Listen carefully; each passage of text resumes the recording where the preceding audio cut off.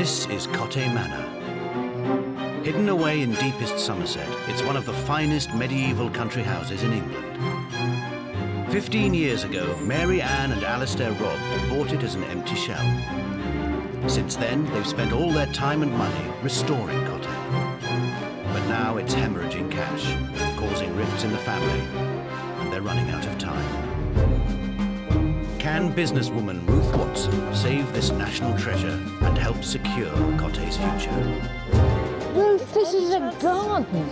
We're not that stupid. No, but you're not making very much money. Marianne! All right, I'm going, Ruth. I think this is a poisoned chalice, this house. We would like to die here.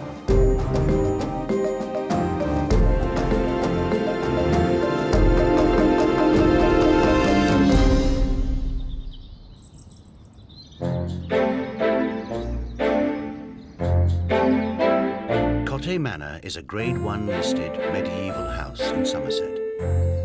Home to Alistair and Mary Ann Robb since 1993. The couple have spent 15 years working tirelessly to restore the house and its 12 acres of gardens.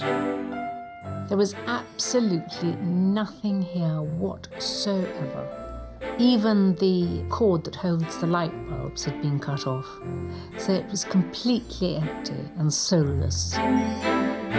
Cote is now worth £3.5 million, but restoring it has taken almost every penny they have. It's become their life's work and means the world to them.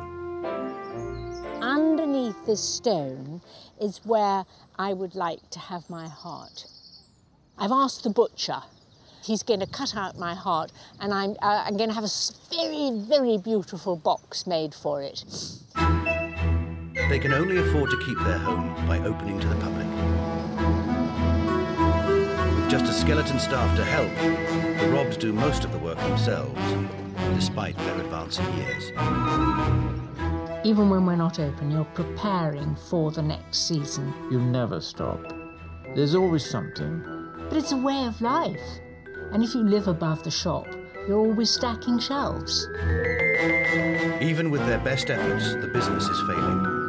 The house costs £40,000 a year to run, but the gardens only pull in 6,000 visitors. At £4.50 a head, it's at least £13,000 less than they need. One day I'll just drop down dead in the border. I'll run out of puff and that'll be that. Aged 68 and 78 respectively, Mary Ann and Alistair have to start making money soon, or they run the risk of seeing their life's work crumble around them.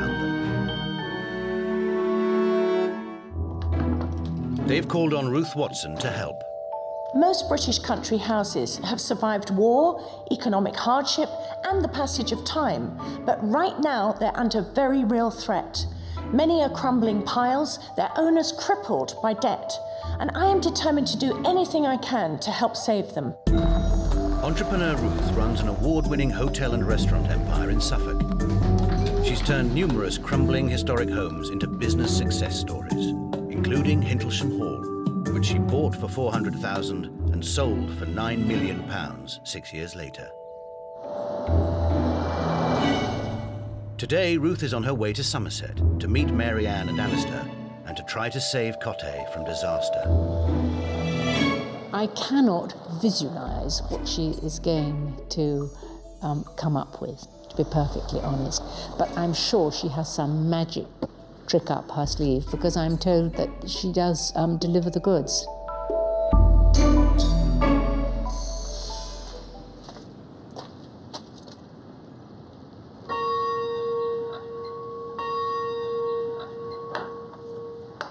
Hello, hi. Very nice to meet you. You're I'm Alistair? Alistair Robb. How do you do? This is Mary Hello. Ann, How my do you do? wife.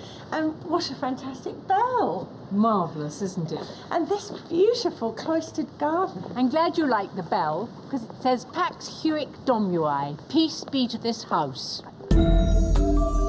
Over the next few days, Ruth will formulate a plan to safeguard Cote's future. She starts with an investigative tour. The Great Hall. Now, this is the most fantastic roof. Isn't it wonderful? Love those beams. They were built like that to impress. It's not, Well, they it's do not impress. necessary to have such vast, great amounts of wood to hold up the ceiling. Cote looks as though it has remained unchanged for centuries because the Robs have worked tirelessly to create precisely this effect. They've furnished the house with appropriate antiques, and Mary Ann has upholstered every cushion and made every curtain herself. So this is your little snug place, yes? This is our cosy. So we would read and watch the television in here. And go to sleep. What is this dead animal? It's hideous. Why would you want that in here? Because I like fur. But it's got a face on it. But once it's dead, it's dead. Well, this is true, but I don't think you have to flaunt it. But there's one feature of Cote the Robs haven't been able to restore. Throughout the house, there are 500-year-old wall paintings in a terrible state of disrepair. Oh, more wall paintings. Fantastic. So this is the equivalent of the gold-plated taps in the jacuzzi. It was a status symbol. Well, I hadn't thought of it that way. What do they call it these days? Blitch or blotch or blit? Bling? No, You the- talking Bling, bling. Bling. So is what's preventing the restoration of all these frescoes, wall paintings, is it a lack of expertise or is it a lack of money? Lack of Cash. money. And it's not hundreds of pounds. It would be thousands of pounds. But with only 6,000 visitors to the gardens each year, cash is in short supply. Ruth sits down with Mary Ann and Alistair to discuss the state of the business. Do you know what the annual turnover is last year? Yes, I do. Can we say? It's only your turnover you're telling me, you're not telling me your profit. I don't make a profit. I make a £15,000 loss. Is that what you made in the last year? Yeah. A £15,000 loss? Okay. Have you ever made a profit? I got very close to it, but not... You're obviously extremely competent about many of the things that you do, but making money is not one of them. Alistair and Mary Ann have to change the way they run the business. But will the question of inheritance cast a shadow over Cote's future? Most of my children regard it as a millstone round their necks. I don't want a family feud. It's none of your business. You'll be jolly lucky to get anything.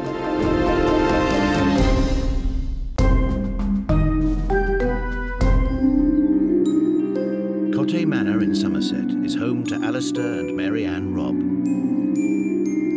Built in 1485, 7 years before Columbus sailed to America, Cote is one of the finest medieval country houses in England. There are 500-year-old wall paintings and over 30 rooms full of history. From the great chamber with its splendid oak beams and 14th century oculus window, to the oak-panelled dining room added in 1605. It's a family home unlike any other. But it's the garden that has proved to be Cote's greatest asset. Apart from the existing yew hedges, the Robbs have created this magnificent 12-acre garden from scratch in just 15 years. It's now a romantic oasis that entirely complements their medieval manor house. But despite its great beauty, Cote's future hangs in the balance. Cote is a unique medieval house with the most stunning architecture and fabulous interiors. And thanks to the relentless toil of its owners, Alistair and Mary Ann Robb, it also has the most beautiful gardens. But without their kind of commitment, Cote would soon lose the reason why it's so special. And I don't think it would be open to the public either. I'm determined to come up with a plan that makes Cote financially viable so that we can all continue to enjoy it. The Robbs have called on businesswoman Ruth Watson to help them stem their losses. But there's another problem. They have yet to resolve the question of inheritance. If Mary Ann and Alistair don't hand over the house to one of their 4 children, at least 7 years before they die, whoever inherits could face a massive £1 million tax bill. But Mary Ann and Alistair are not yet ready to sign Cote over. Alistair, you're 78 and Yeah. And 10 years younger. 68.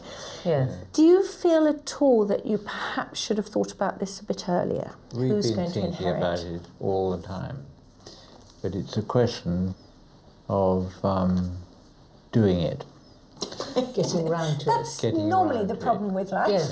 Yeah. Yes. I mean, it would be wonderful to pass something over to them. One always wants a little bit of history.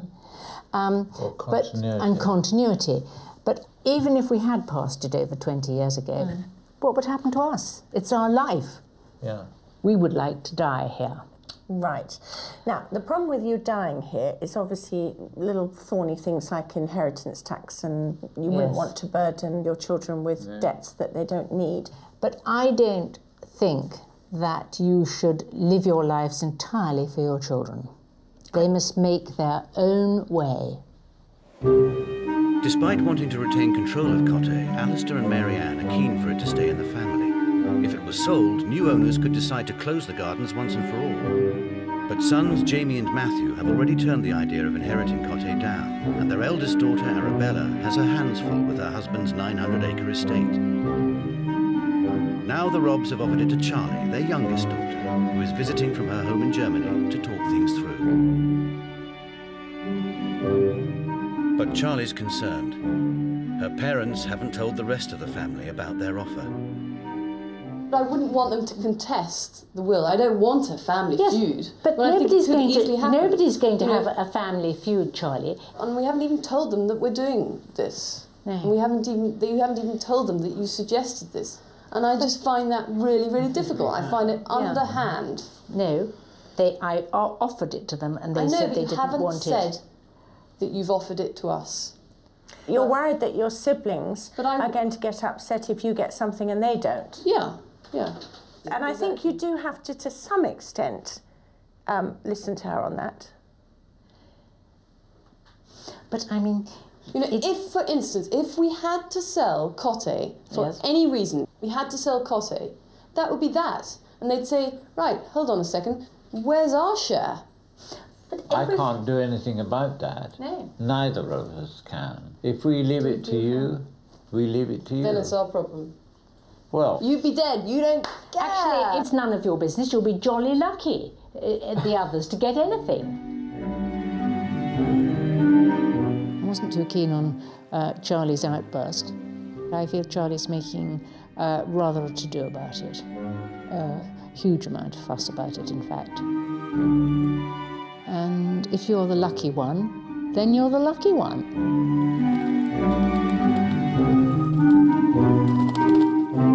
Finances are always a thorny subject, and in this instance we've also got the problem of inheritance and inheritance tax and family feuds that might be caused by who takes over this house. The problem also is that Mary Ann and Alistair are not even making a profit, so why would you want to inherit a house that might cause a family feud and have a terrible tax burden and a loss-making business?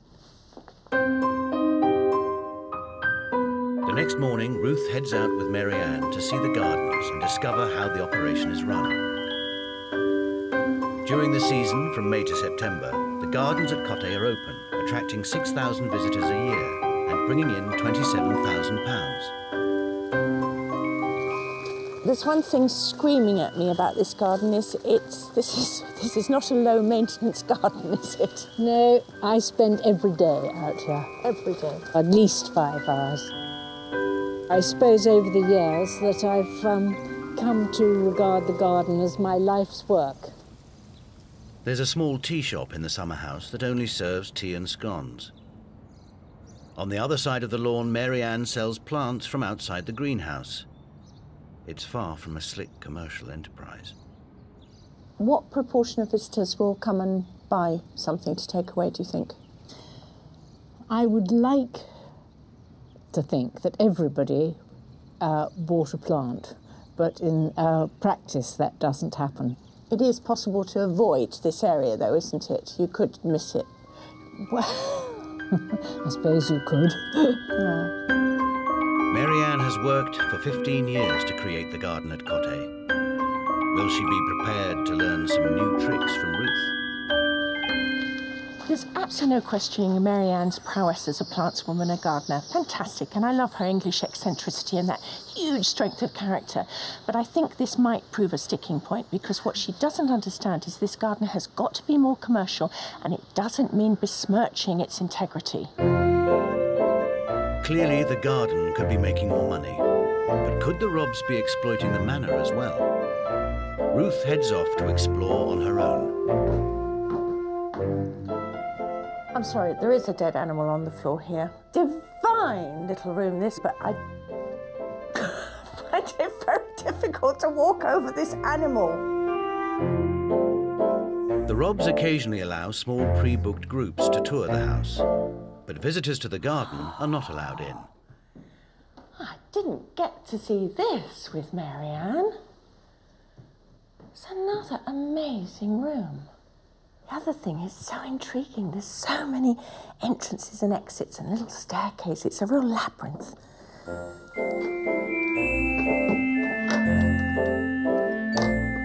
Ah, back in the winter study.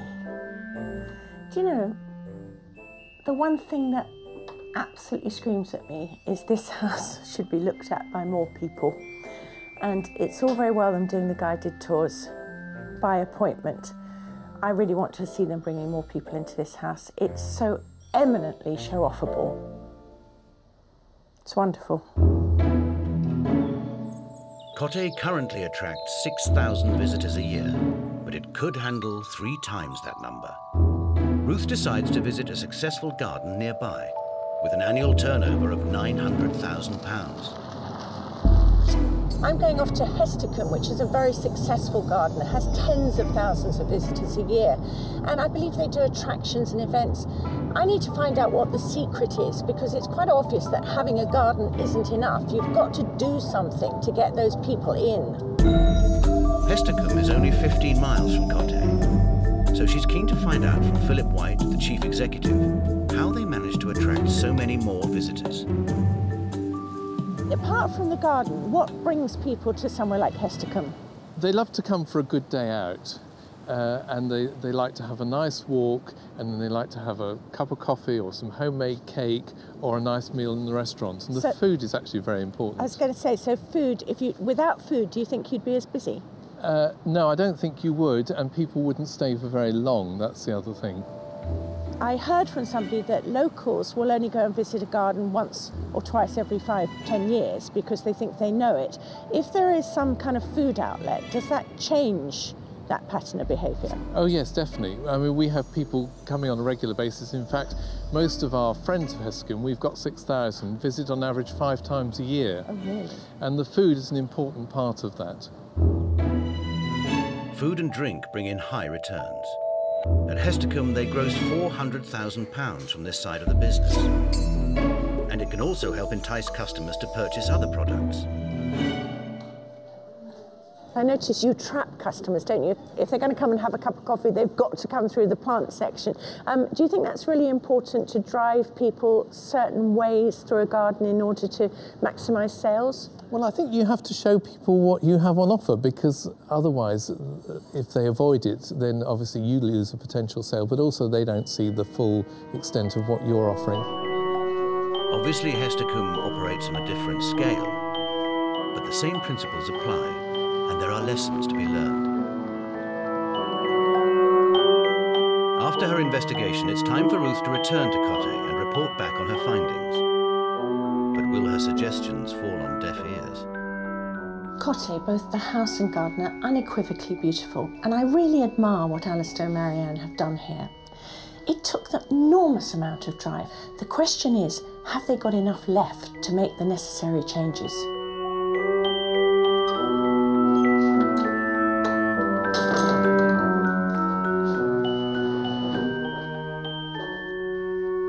Congratulate you on a beautiful house and a fantastic garden.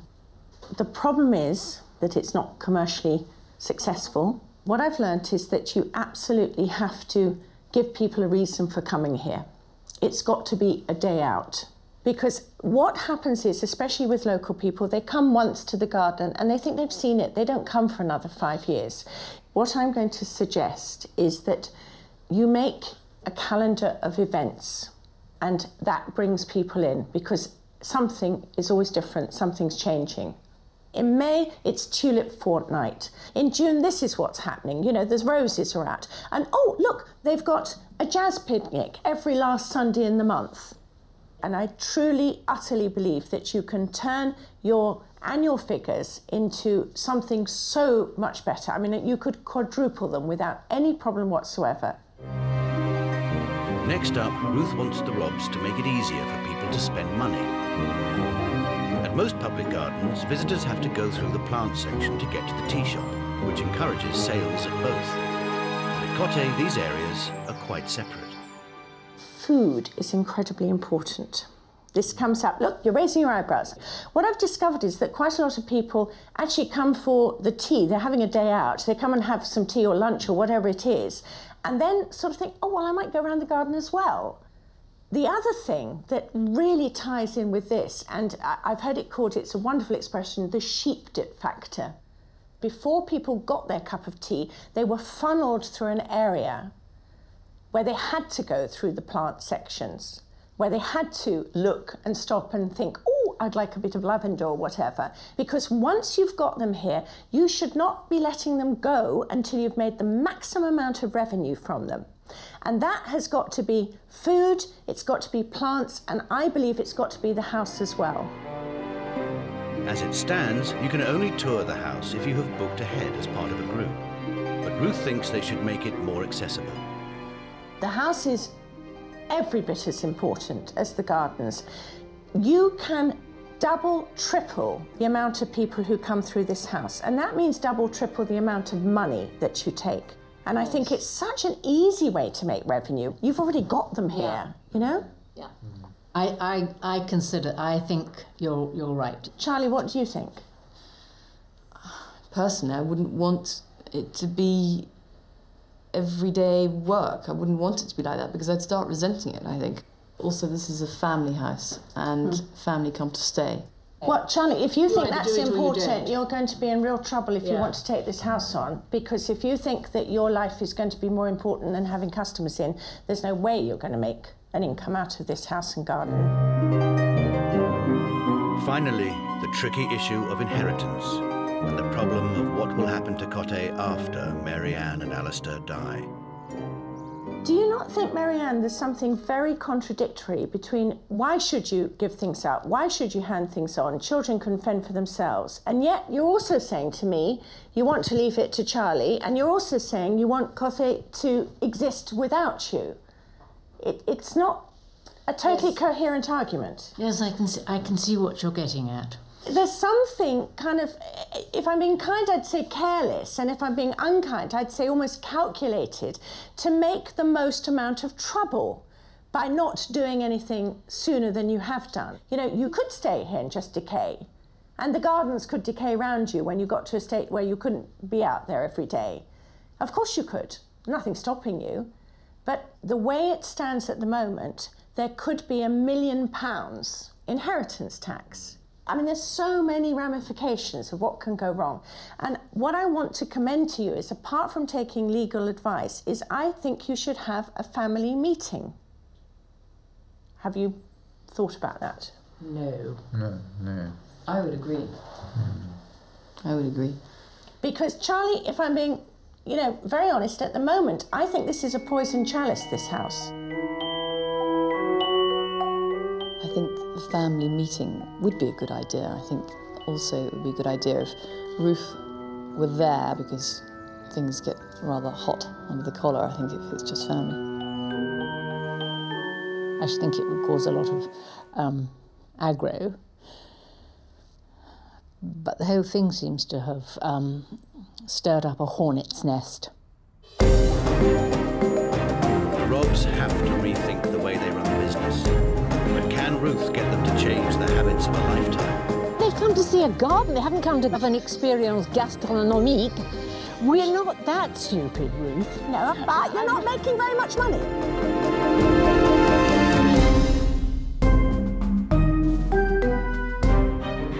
Cote Manor is in financial trouble, and Ruth Watson has been drafted in to help save the business. It's enough another amazing room.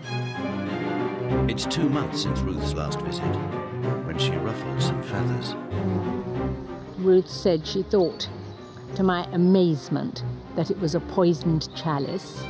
How can anybody live in such a wonderful part of the world and think of it as a poisoned chalice? I think that is quite extraordinary. It's May. The gardens are finally open for the season, and the Robs have their hands full with visitors. I enjoy being open to the public. I get terrible withdrawal symptoms in the winter. I miss the buzz. The Robs have already embraced one of Ruth's ideas. And it all starts in 1309. As well as the existing pre-booked tours, the Robs are now opening the house to people visiting the garden. But Alistair is finding the extra work exhausting. Otherwise, very little has changed. They've done nothing to link the tea room with the plant sales area to increase revenue. Ruth thought that we could triple our plant sales. She's obviously never tried to sell plants. The public are extremely fickle. We'll do a huge amount of what we sold last year, only to find next year that we're left with them at the end of the season, which is absolutely maddening. Then we have to have a sale. Ladies and gentlemen, do come and collect your coffee or your tea, or it'll get terribly cold. Ruth is slightly scathing about our tea rooms. Now, Ruth says that the most important thing in any enterprise is the food, but I don't actually agree with her. But I know food is becoming increasingly popular. So, you know, we do our best. This is not a hotel, it's a garden. Mary Ann is concerned that making Cote more profitable might compromise her beautiful garden. The garden is the gardener's dream. And when you look at National Trust houses, they have so often lost their soul. And they have much the same air. There's no spirit about them, no feel about them. Everybody who comes here says there's a lovely feel. But the financial implications of Mary Ann's idealism are clear to everyone who visits. It could be a bit more commercial, but if it was, that would take some of the charm away, I would think. I'm sure they could make a lot more money if they had everything set out a bit more professionally, but maybe they don't want to do that. I don't know. And perhaps that is the charm of it all. It begs the question as to what the future holds for so many places, family-run places, for the long term. And whatever happens, one hopes that such places will remain part of our heritage, but it's an open question. It's 2 months since Ruth's first visit, and she's back to convince the Robs that Cote can be made more profitable without losing its charms. It's nice to see you again. Hello, But Mary Ann is still resistant. Making money doesn't seem to be part of the equation. When the sun comes out, all the tables come out and people sit about here. When we spoke last time, because I was trying to engage you with the idea of having what they call a sheep dip, which is where you make people have their tea, lavatories and buy plants in a very small area so that they can't escape. And this obviously is a very pretty area, but you could escape buying plants if you came here. Ruth, this is a garden. I know, It isn't but we want a to town. make some money. Yes, we do, but we don't want to spoil it. But if you take somewhere like Sissinghurst or one of the great gardens that you would perhaps But that's love. National Trust, Ruth, and they've got millions and millions at their disposal. Look, I am not advocating you spend money that you haven't got in areas that would be pointless. What I am saying is that once they're here, what you want is them to come back again, and the way you get people to return, it's by providing the service and the product that people want. They don't come to a garden to go to the loo, as a friend of mine said. Well, no, but they do come to gardens to go and have tea, that's for sure, and then they need the loo because they've had the tea. Well, they've come to see a garden. They haven't come to go to the lavatory or have an experience gastronomique. We're not that stupid, Ruth. No, but you're not making very much money. When Ruth was last here, youngest daughter Charlie had been offered the chance to inherit Cote. But she's since decided she's not ready to commit. My biggest worry is that I don't have the energy or the knowledge that my parents have, and possibly even the character. Ruth wants to find out from Alistair how this has affected their plans. Do you think there's going to be a resolution within the family ranks as to what the best thing to do is? Everybody knows what's going to happen, or I didn't even know what's going to happen. I thought I knew what was going to happen, but now I don't. So,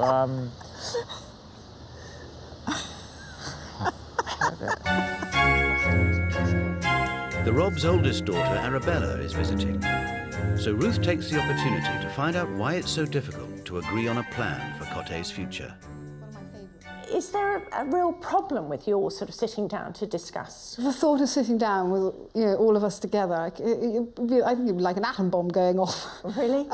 Wouldn't it worry you the danger that nothing got resolved and everything that you had created here was dissipated? I think you're right. I think it would be very sad. And I think it has to be resolved. How it's resolved, I don't know.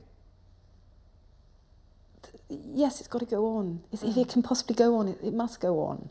For everybody's sake, for everybody who's come here, for everybody who's loved it, for everybody who wants to see it in the future, it is a national treasure. And my parents have created this. Every single piece of upholstery in this house, she has upholstered. Every single pair of curtains in this house, she has made. This is what keeps them young, this place. No, I mean, absolutely. It's unbelievable what they do. Yes. It's terrifying. Clearly, the whole family are passionate about Cote. But nobody seems to have the solution to its future. I can and I do admire Marianne and Alistair's hard work and creativity. They have made something incredibly special at Cote, there's no doubt about it. Unfortunately, the solution to Cote, not only short-term in how they raise visitor numbers, and long-term in who's going to inherit it, cannot be approached in such an emotional manner. Because at the moment, everybody is just crossing their fingers and hoping, effectively, that Ma and Pa aren't going to die. Time is of the essence. Ruth wants Marianne and Alistair to face up to the future. What bothers me is every single person that I've spoken to have said, this place is special, this place is magical, this has to remain, it has to flourish, it has to be beautiful, all these things. I still don't hear anybody saying how this is going to be carried out once you're gone or incapable for some reason of doing it. We don't intend to go. But you are going to die. I'm sorry. You're not exempt from death. You might like to be, but you're not. You can't force people to take die, on. I can. You can't force people to take on what you've created. They said, we have our own lives, we do not want to spend every waking hour like you do working at it. They just don't want to, Ruth. The issue of inheritance may be difficult to resolve at this moment. But if Cote is going to have any kind of future, the business has to start making money now. 2 months ago, Ruth urged the Robs to plan a calendar of events to encourage repeat visits. So far, they've failed to put her plan into action. So she wants to see if they can put together an event against a tight deadline. I think this garden needs relaunching, this house and garden. So if we could get in place a sculpture exhibition that actually drew people in both from the art world and obviously the gardeners would come as well, then I think that would drive a whole new energy into who is going to come here and a reason for them coming here. And I actually think it would give a new impetus to everything. And When? 4th July, something That's there. only a few weeks away, Ruth. It's only a few weeks away, but I think it's absolutely possible to do. Don't panic about it. It will be fine. It'll be fine. Everything is so difficult. Challenging them to hold a free sculpture exhibition and garden party before the season's finished could prove that events are the best way to pull people in. Abstract. Oh, she's a modern innovator. With only 4 weeks to go, the Robs crack on with finding local sculptors to exhibit their work in the garden. All right, can you go back and Google another one? You clicked. It's turned silver. But Mary Ann has reservations. I wouldn't want too many sculptures taking the garden over, and I certainly don't want modern blobs.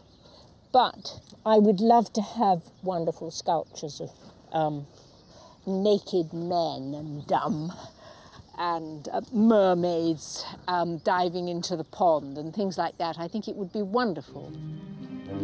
With a week to go, the chosen sculptors arrive to position their work.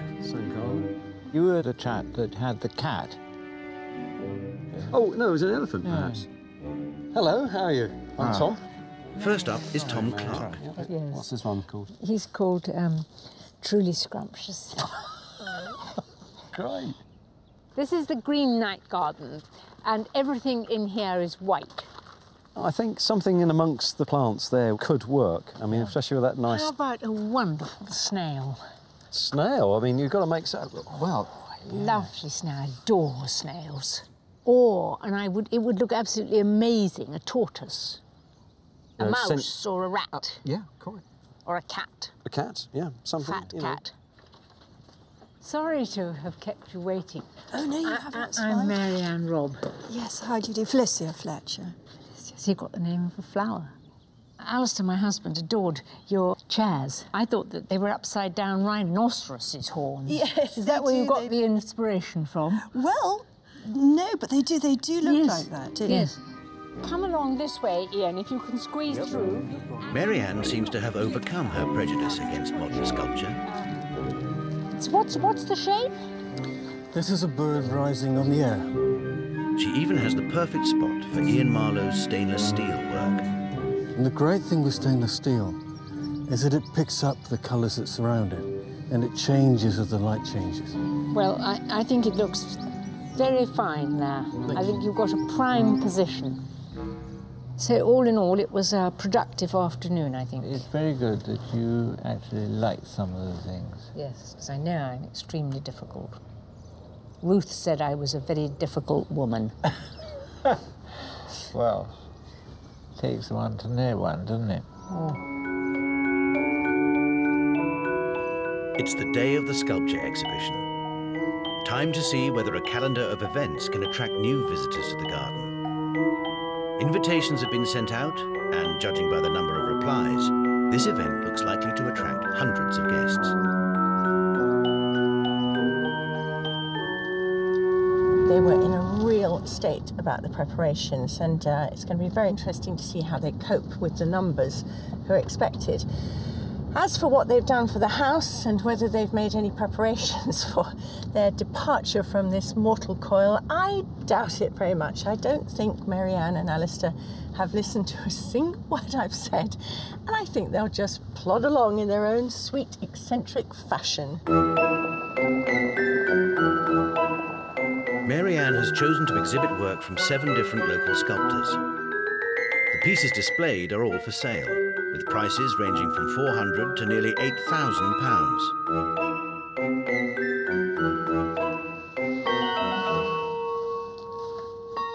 Hello, Mary Ann. Hello, Ruth. Beautiful day, and the garden is just looking divine. Thank you. How do you feel, generally speaking, about the sculpture in the garden? I mean, are you pleased with the concept? Yes, I am. I'm very pleased. I'm much more pleased than I thought I would be, because it hasn't cluttered the garden up. Are you okay for the party? Absolutely. Yes, indeed. You're on We're it. all sort of ready. Good. With just a few hours left before hundreds of invited guests arrive, there's a lot to prepare. Ruth lends a hand.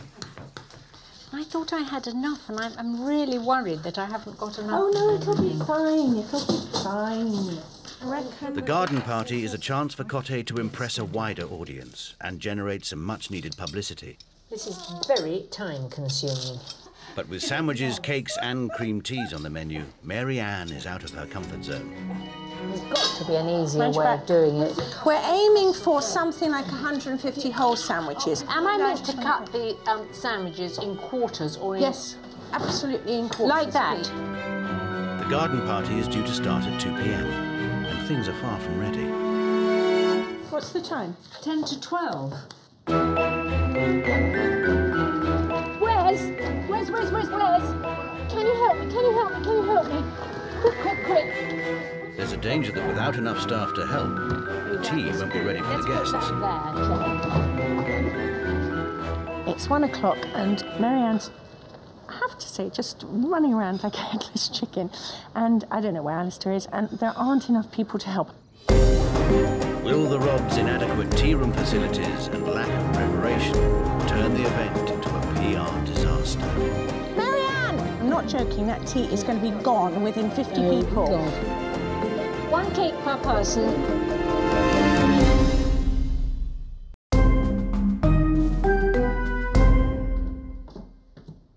It's the day of Cote Manor's free sculpture exhibition and garden party. After a last-minute scramble, the food is ready. The event is underway, and the guests are enjoying the gardens and the sculptures. So far, Mary Ann has resisted the notion of making her gardens more commercial. Have a lovely afternoon. But businesswoman Ruth Watson is hoping today will prove that a calendar of events can bring more visitors to the gardens and give them a reason to return.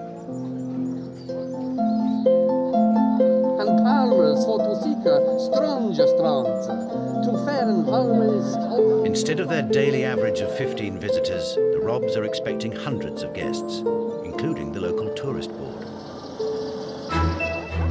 Mary Ann has always been convinced that people come to see the gardens, not for the food or an experience gastronomique.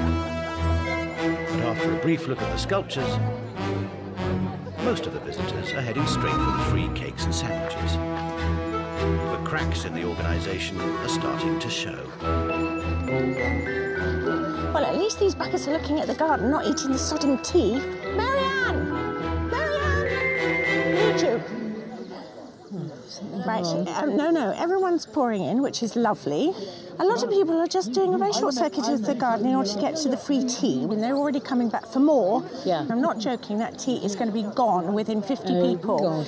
Should I go for a bit? I was worried because the last time I was there was nobody there. Oh, there are people there, believe me. Mary Ann takes control and drafts in the whole team to help serve the guests. Assistant Natalie, daughter Arabella, granddaughters Daisy and Emily, tour guide Avril, Chemick the gardener, and Ruth. This is not quite as elegant presentation doing this as I had anticipated, but... No, 1 cake per person and take some sandwiches. I'm sorry, otherwise we'll run out. There we are. You see, that's what I love about Mary Ann. She's even ruder than I am. Food rationing in hand, the next problem is a paper plate shortage. Paper plates are required. Paper plates. Urgently, don't get distracted. Do not get distracted. No, all right. Straight there, straight back. Have you had any tea all Yes, of you? thank you. Yes. And some strawberries? Yes, indeed.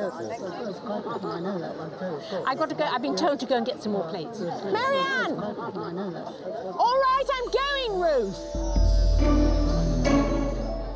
Today's free event is all about promoting Cote's charms. But with this many visitors on an ordinary day, they could have made £900 on food alone.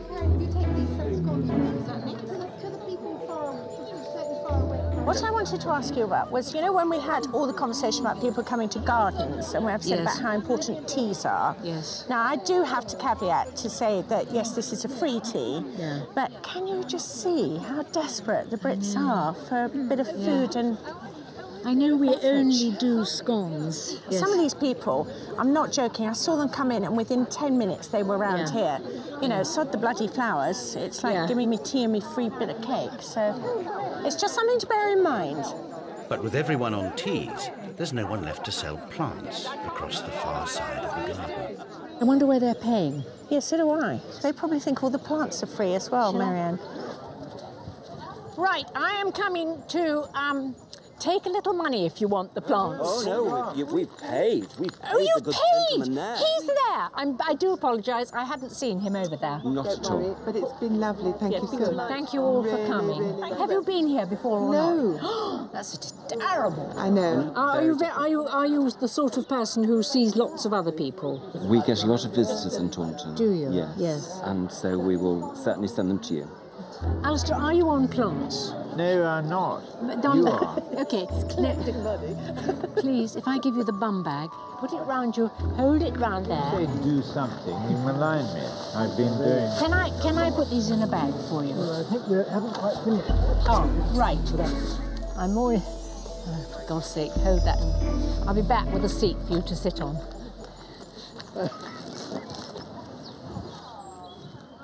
I think it's all going very well. The garden party continues with a swing. The visitors seem impressed by what Cote has to offer and will be encouraged both to visit again and to spread the word. It's been absolutely fascinating, a revelation to me. This garden is fantastic. And then coming across the sculptures as well. Yes. Yeah, that was really nice. It's absolutely charming. But of course it took us a little while to find it. It is tucked away. But there we are. Perhaps the good things are to be found gently.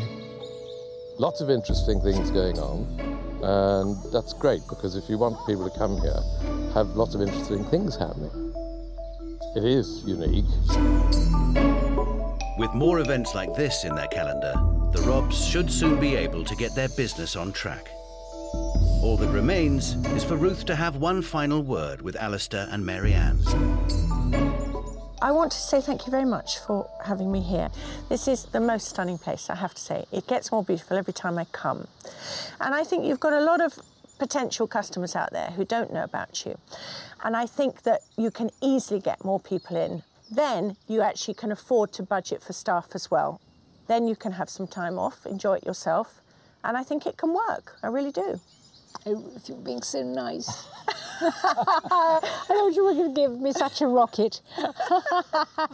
We have taken on an awful lot of what you said, and you have been a help. Your ideas about having events, absolutely superb, and we are slowly going to do most of what you said. I want to say something to you out of great affection, which is I think you're utterly incorrigible, the both of you, but I also think you're completely delightful, and I'm very glad the world has you in it. You know, I want to get a notice, you know, in 30 years' time to say Mary Ann Robb has just quietly passed away in the clematis. I've all gone before that, I think. And know that you lived out your days here. You are this place. There's no doubt about it. You've made it what it is. You love doing it. And, you know, I think bloody good luck to you.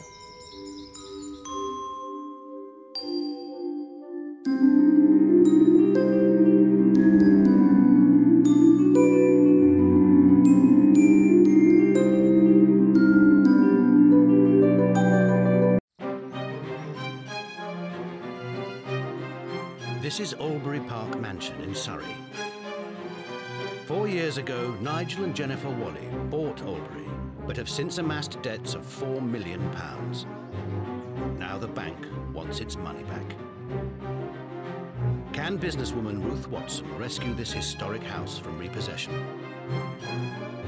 What the hell were you doing buying it? Champagne and lovely women that way. The bank doesn't care. If I was in Nigel's shoes, I would be shitting myself. You're so laid back, and I don't know why you think it's all going to be all right.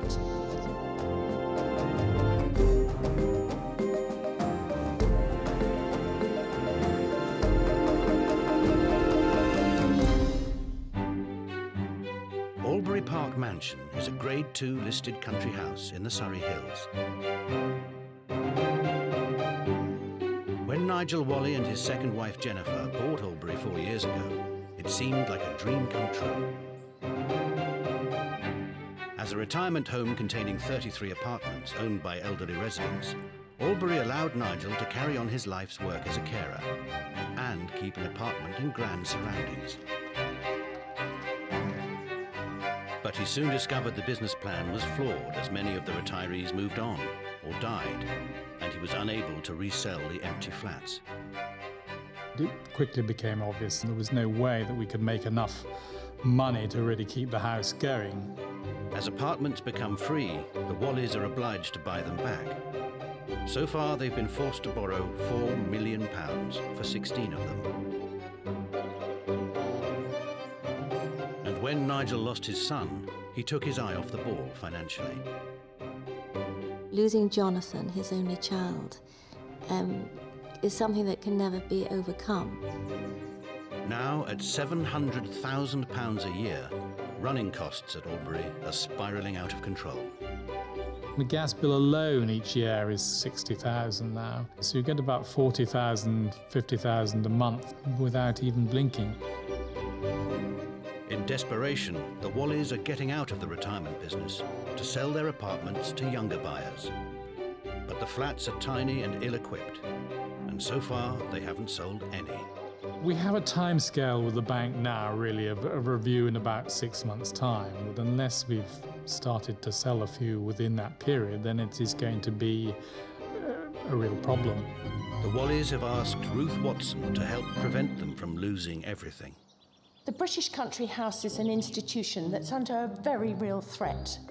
I'm determined to bring my business expertise to bear to help save these historic houses and estates, make them pay their way and preserve them for the future. Self-made businesswoman Ruth owns a hotel and restaurant empire in Suffolk. She's turned around the fortunes of numerous crumbling stately homes, including Hintlesham Hall, which she bought for £400,000 and sold 6 years later for £9 million. Ruth's quest is to save these houses for the nation. Today she's on her way to rescue Albury. We are praying that she'll be able to do that for Albury, because really I think without her we may not survive now. Welcome to Albury. Hello, you're Jennifer, yes? Hello, Nigel. Hello. Hello. Nice to Very see you. good to see you. Come inside. It's a bit chilly, isn't it? Ruth starts with an exploratory tour of the stately rooms. This is magical and you will be breathless. Oh, my word. A great room. It is great, isn't it? Absolutely amazing. This room and the drawing room next door are owned by the Walleys, but used as common areas for the elderly residents, and they have historic significance. It was used in 1762 for the coronation ball for George III. When we had our own ball here, and we were all dancing in the footsteps of a king. That was really lovely. It's very romantic. It makes me instantly nervous, though. Jennifer's passion is sharing Albury to help those in need. You do charitable events, don't you? Well, we do, yes, and you're looking askance at it. Yeah, just a tad, wondering whether you can afford to be this charitable. Well, no, when we started and when we came here, we wanted to make sure that the house, which had always been associated with the village, Albury Park with Albury Village, was available to the local people and to Surrey itself. I get very nervous about charitable balls because my experience of this is that whenever the people arranging it, they've spent all the budget and they leave you with £5 per head to do the rest of it, and then you end up with we do have to watch that very carefully. We do have to watch it. But it's a great reward to do it. I mean, obviously we're not looking to make money out of the charitable ones, and we limit them. In the centre of the house, next to the great rooms, sits the slightly less than grand dining room. The retirees pay a service charge in return for all meals and are catered for by 18 staff. Perfect gentleman, as always. Very gentlemanly, I'm impressed.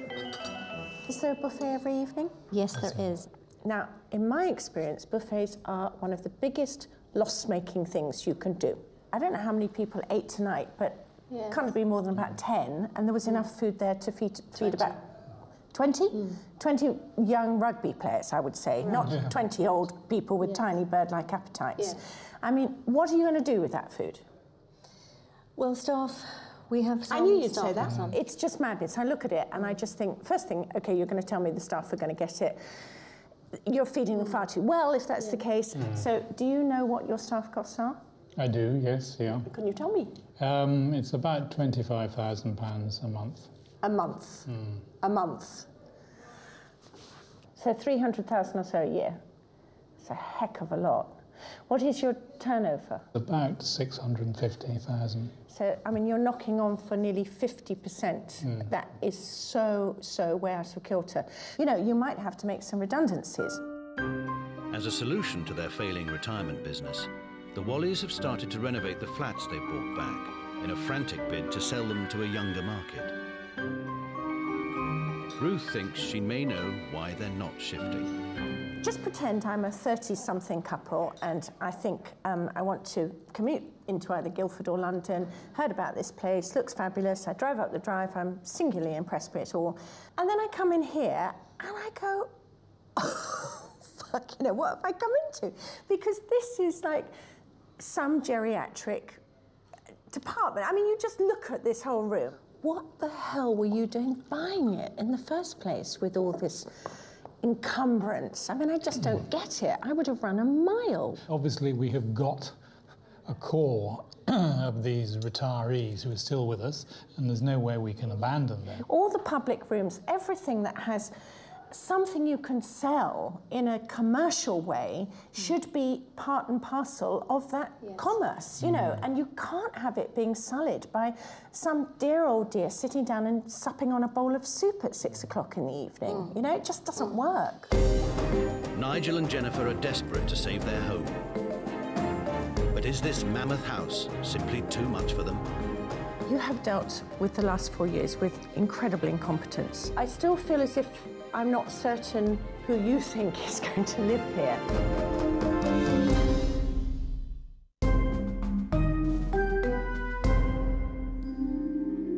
Four years ago, Nigel and Jennifer Walley bought Albury Park Mansion near Guildford in Surrey. Albury was first mentioned in the Domesday Book. In 1819, architect Augustus Pugin, famed for his work on the Houses of Parliament, embellished Albury with 63 individually designed Gothic revivalist chimneys.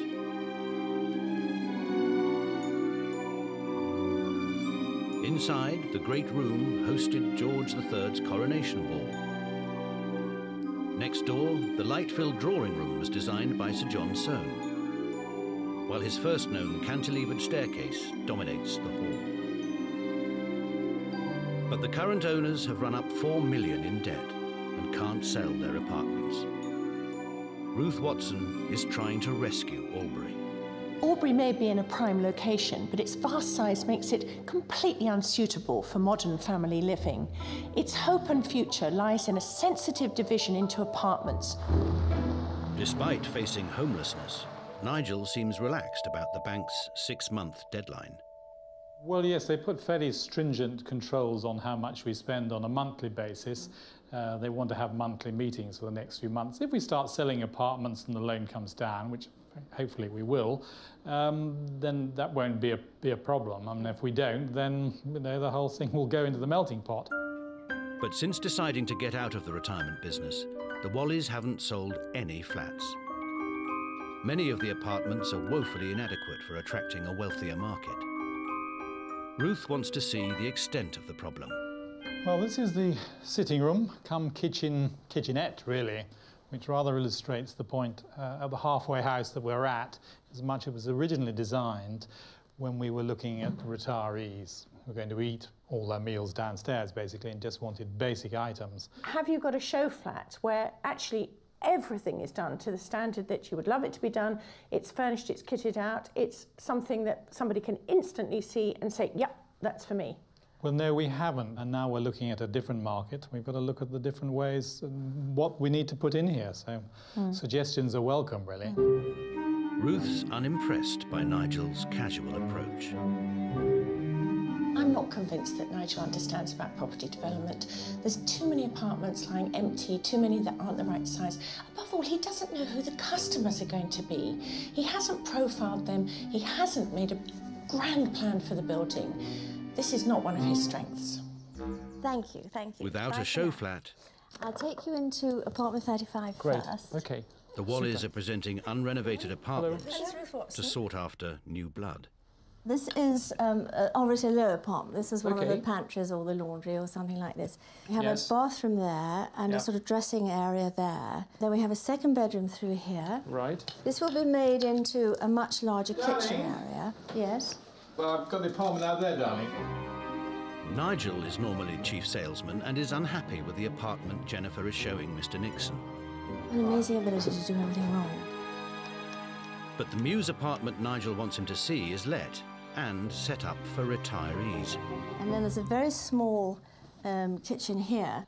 We do prepare 3 meals a day if you choose to have them. So you've got the option of either eating in or either going across to the main house. I think it's great that he likes the services. But having said that, you see, they haven't actually been to look at the dining room yet, and they haven't seen all the old folks yomping with toothless gums on their custard. My husband's the man to talk to about it all. Yes. So we had a little look. I think he was very keen to talk to Mr. Nixon. Yes, Does he trust you with this? No, never. I've allowed the cats and dogs and everything menial. And I do menial very well. You are sweet. Right, thank you. Thank you. Follow us then. Jennifer talks about her menial role, and it's obvious that she doesn't have much self-esteem at all. The problem really is that Nigel simply doesn't trust her to do a good job. And I'd like to know, as husband and wife, how this works, because they're both meant to be running this business together. Another poorly managed aspect of the property business is the use of space. Grand rooms are half converted and then abandoned, like the old kitchen at the back of the house. This is something, without this horrible mezzanine, that could be a marvellous public space. If this became the dining room, it would free up the central area for the charity balls and shift the retirement business to a more discreet part of the house. The Wally's other problem is waste. They're losing £20,000 a month in running costs, and Ruth wants to know why. Albury has 18 staff dotted all over the house, including a live-in seamstress, who rearranges the cushions. In the kitchen, the 2 full-time chefs feed more employees than residents. There's about 18 staff in total, but with the residents, you know, on a daily basis, we're looking at feeding about 30 people. Right. I'm pretty happy that every day the residents are happy, I'm happy, and Nigel's happy. Yeah. And at the end of the day, that's what I need. So. And in the meantime, they're not making enough money. No, exactly. No. This house costs £700,000 a year to run, 60,000 of which goes on heating. With soaring energy costs, that figure is only going up. This is stonking amount of boilers. There's 4 here, 2 on the other side, absolutely enormous. Now, everywhere I walk around that house, it is boiling hot. He's heating places which are absolutely empty. He's heating places which just don't need the level of heat. There's a lot of service charges to cover that.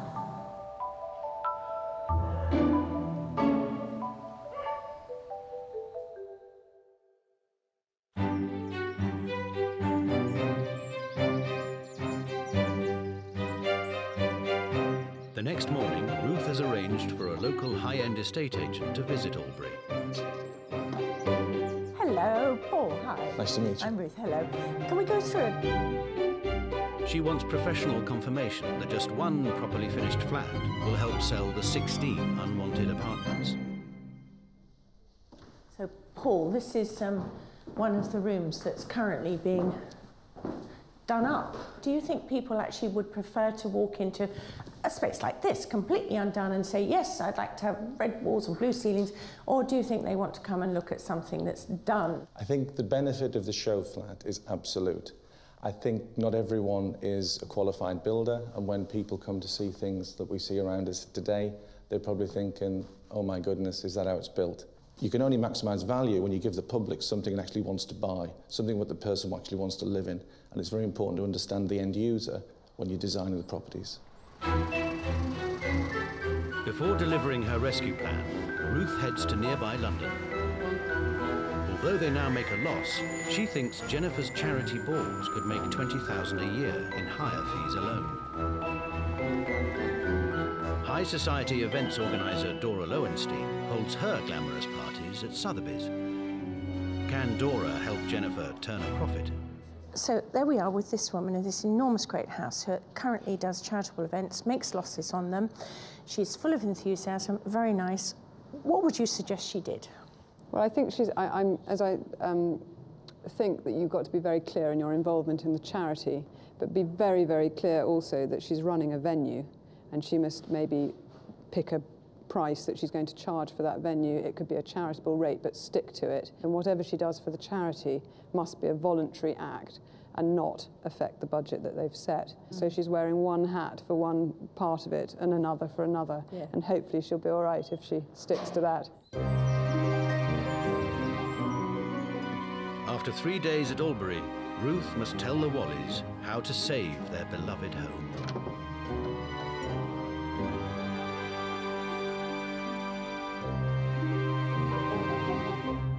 How are you? Breathless, slightly breathless. You're always breathless, Jennifer. You have dealt with the last 4 years with incredible incompetence, and I know that there's some justification for it, but I don't want there to be any justification for the future because the bank doesn't care. They are savage people who all they want is a return.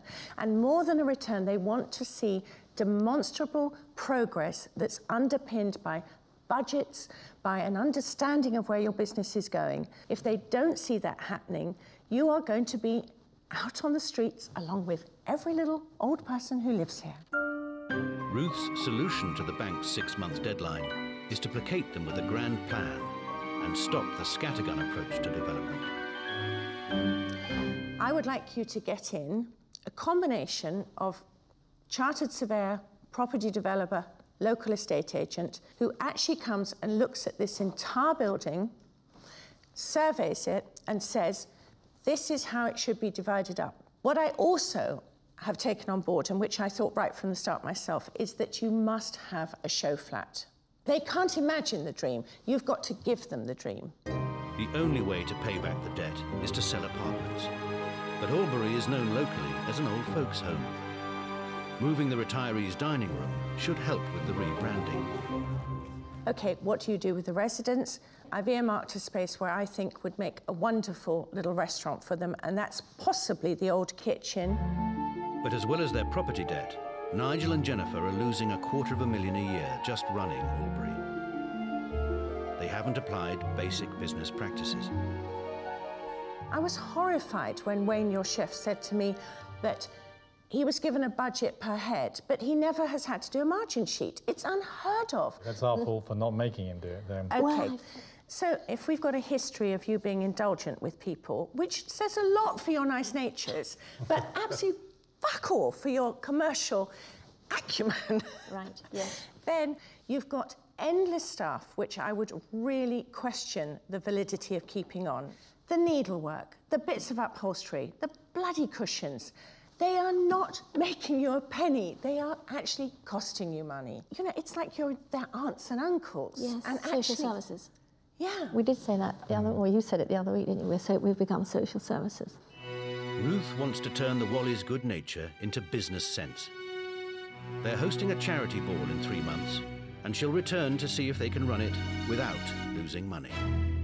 At the end of the day, what I see are two very charitable people who have been looking after a great raft of people, very sweetly and very kindly, but who've now become paupers themselves and are actually in need of huge charitable endeavour. You know, I mean, you are the ones who need the help, not the people you're helping.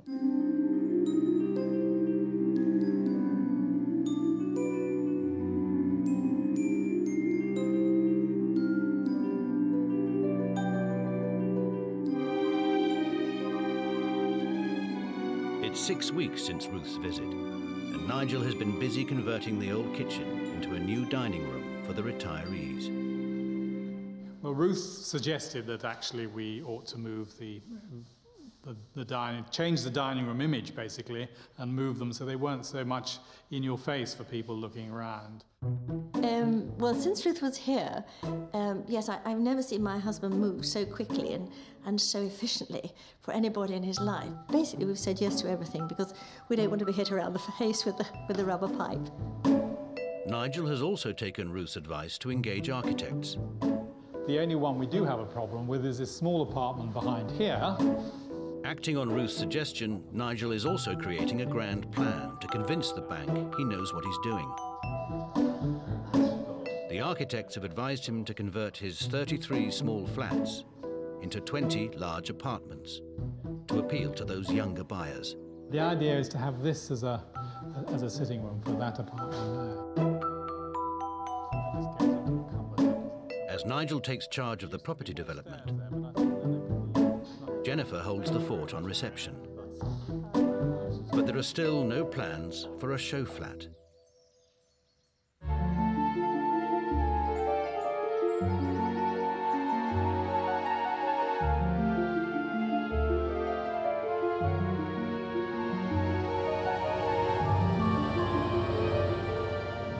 To Albury for 3 months, and I'm going to be so interested to see how Nigel and Jennifer are getting on.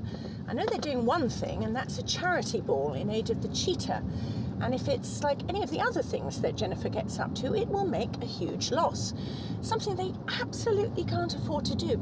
I mean, they're sitting on debts of over £4 million, and if I was in Nigel's shoes, I would be shitting myself. Tonight's charity ball is crucial to see if the Walleys can turn a much-needed profit from Albury. But first, Nigel shows Ruth his progress with the newly relocated dining room. Ah, fantastic. Once we've finished eventually doing all the meals, then it will go back into being an apartment. You mean when these people have gone? Have moved on eventually, yes. So how are we doing in that sense? Well, we have a 96-year-old who's on that table. She's 90, she's 94. They're both over 90 there. Another couple there who are pushing 90. There's a 90-year-old behind you there. She only comes for lunch, bless her, but she's 96, but she still does the garden. Then the natural course of events, they know they're going to be moving on sooner than later. You mean to heaven? Well, no, I'm moving, hopefully not just like that, but hopefully, they might have to go to a nursing home. So I think most of them would rather wish that they just happened. Ruth's idea for a grand plan has paid off. The bank has bought into it and extended Nigel's 6-month deadline. But he still needs to repay the $4 million. Ruth's unhappy that nothing's been sold and there's no show flat. Not only I, but your existing estate agents felt very strongly that a show flat was an essential part of marketing here.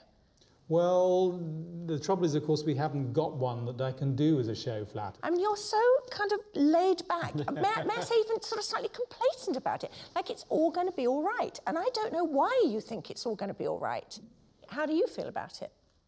Very concerned, very concerned. I think I'm probably more like you about it. Now I'm very anxious that we get the thing underway.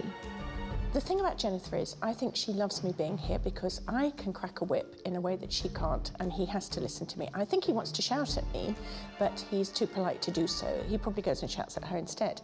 But actually, I'm putting him on the spot, and she loves it. She does seem a bit laid back, but, I try and be calm. I mean, it's no good jumping up and down and rushing around in circles. You have to think about it carefully and move these things ahead. We are working very hard. I mean, the proverbial duck swimming like mad, but looking serene on the top. That's the impression I try to give. So probably she said I'm more like a goose, I should think, probably, than a duck or a swan. But anyway. With 2 hours until the charity ball, have the Walleys listened to Ruth? Or are they looking at another big loss? They weren't bothered what you spent? No. Hang the cost. Do what you want, spend like you want, eat what you want. Who gives a shit?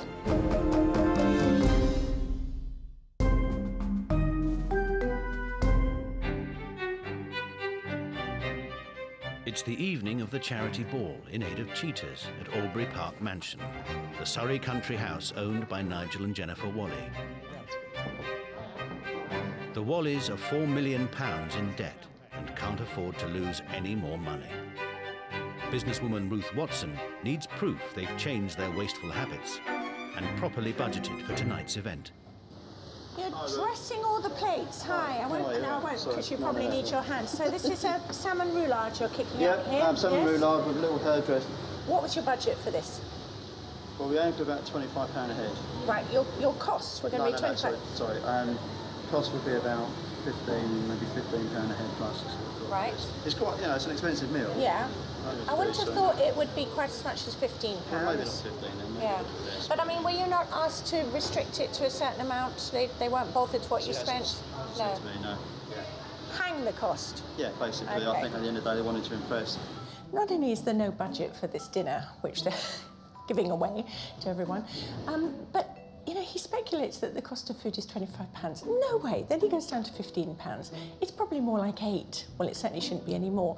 But the fact is that nobody seems to care about money in this place. It's like it's just footloose and fancy-free. Do what you want, spend like you want, eat what you want. Who gives a shit? I think it's ridiculous. So whose decision was it to put the food down first and before the people arrived in their places? Okay. Is that because he just wants space in the kitchen? Well, no, it makes it nicer for the the people that are coming, because otherwise... Why? Because it's easier for us to find out where the vegetarians are straight away. Sorry, I don't get you. Well, if they're all sitting down, it finds it harder to find where the vegetarians are. So how do you find out where the vegetarians are now? Name tags. Right. Where are the name tags? Oh, they've gone now. They were here. So how are the people going to find where they're sitting when they come in? I'm not too sure. Champagne through there to start off with. Champagne through there. There's champagne just through there. Albury is just beginning to fill up. But there are already signs of poor planning and extravagant waste, such as free champagne for everyone. The kiss from one man already tonight. Have so you? Only one man? Only one man, thank God. Getting a bit worried. I'm losing my touch. Bit of a ladies' man, Nigel. I think he likes the ladies. Champagne and lovely women that way, OK? Did you get anybody to help sponsor the champagne? You know, like a supplier? No. The catering budget is a write-off, but there's worse to come, as Ruth discovers on meeting Laurie Marker of the Cheetah Foundation. So if Jennifer and Nigel are sort of giving you the place and the food and the wine, etc., I mean, can they cover their costs? Are you expecting them to do that? They have offered those costs as well as a gift to the Cheetah Conservation Fund. Okay, it's amazingly very generous. It's amazing. They are not, to my mind, in a position to be quite so generous as they're being. So, I mean, you wouldn't have minded paying the costs, the overheads of this, and just taken all the extra profit. Well, of course, but it was whatever they have decided to come up with. So all right. I just want them to be able to afford to be so generous and kind and thoughtful. If we could move through, that would be great. Financially, this is a disaster. Ruth now knows the charity balls will never be a revenue source for the Walleys.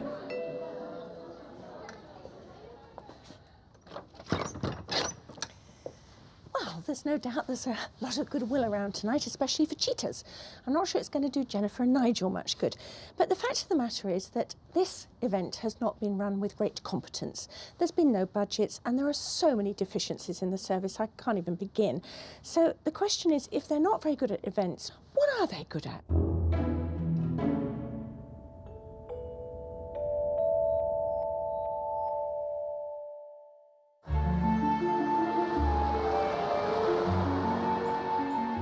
The next morning, Nigel is out. Ruth takes the opportunity to speak to Jennifer alone, to see if she understands the gravity of their situation. It's a notoriously difficult situation, husbands and wives working together. And you have suggested in the past that you only do the menial things. I mean, is that because you choose to, or do you think Nigel doesn't trust you to do any more? I mean, how do you divvy out the... Divvy out? Yeah. I think I fill in. I had my own business, and again, trusted people, which is a ridiculous thing to do in today's world. So that failed. And Nigel sort of rescued me, really. And but so, rescued in what way? By marrying you, or by... Yes. Right. Yes, it was a wonderful rescue job. Not by putting money into your business. No. He rescued me. which was a wonderful rescue. And so I've always wanted to please him and to help him.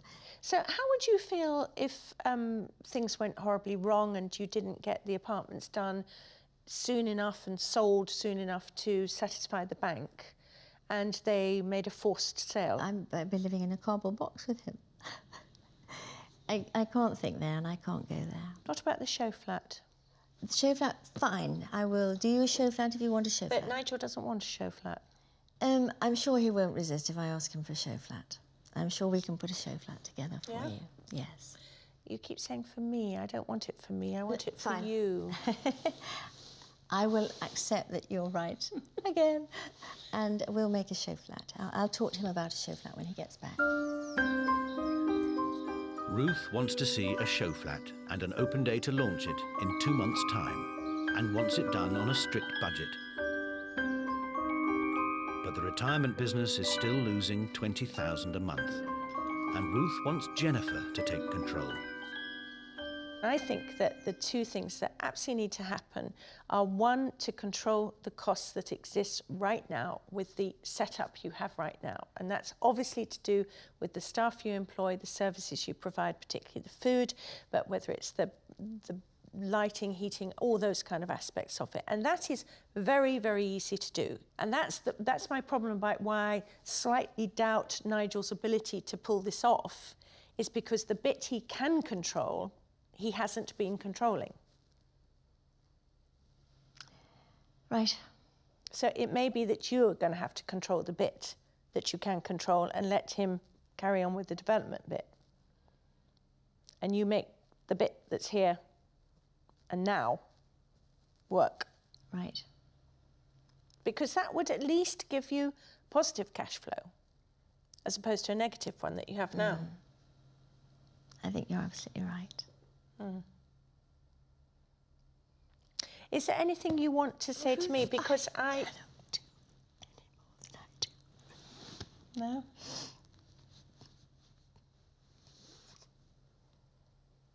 No? I don't want to make you cry.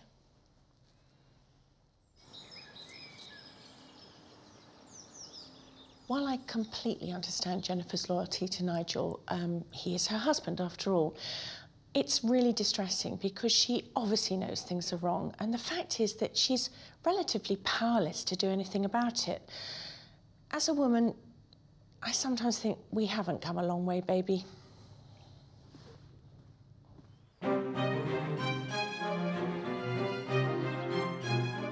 It's July, and Ruth's pep talk has done the job. Jennifer has persuaded Nigel to create a show flat. But there's just 10 days left until the open day. Nigel's very worried about it, just being ready, because, you know, Ruth sort of has her piece of rubber hose for him. Well, this is going to be the drawing room of our show apartment. As you know, we've only got a short time to do it, and blind panic is setting in. We have a false door over here because we don't have the permission yet from the listed building. The plan is to knock through this wall and create a grand ground floor show flat from 3 small apartments originally set up for the elderly. The main entrance to the apartment will be down this passageway here. Again, the whole passageway is going to be done up, but not in time for the show apartment.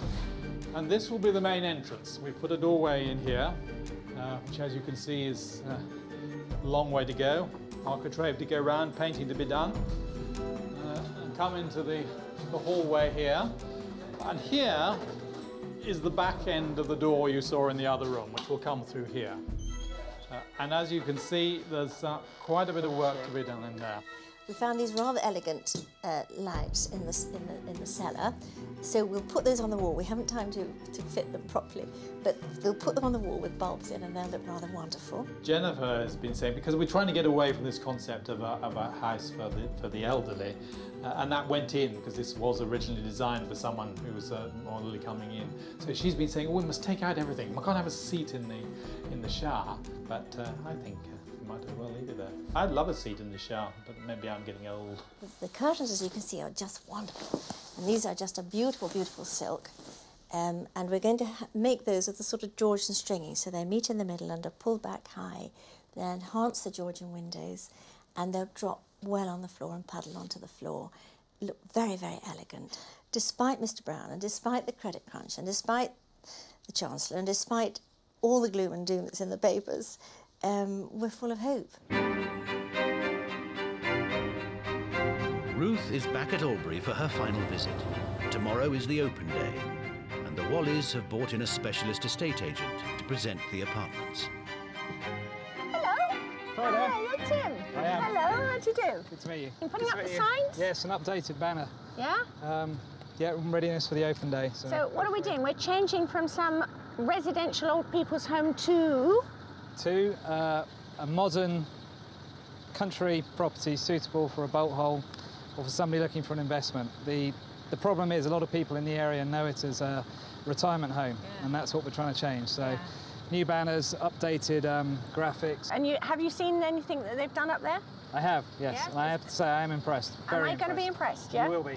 Well, I look forward to you later on. All right, okay, Leave you bye-bye. to your drill work. Albury now has a show flat to complement its new image. It features a drawing room, 2 bedrooms, 2 bathrooms, an as yet unfinished kitchen, and a sitting room in what was the old dairy. Despite the transformation, the Walleys are nervous about Ruth's return. Nigel said this morning that with the advent of Ruth, he was going to wire the cattle grid. No, it'll be fine. I'm sure she'll be more gentle on me this week. Please God.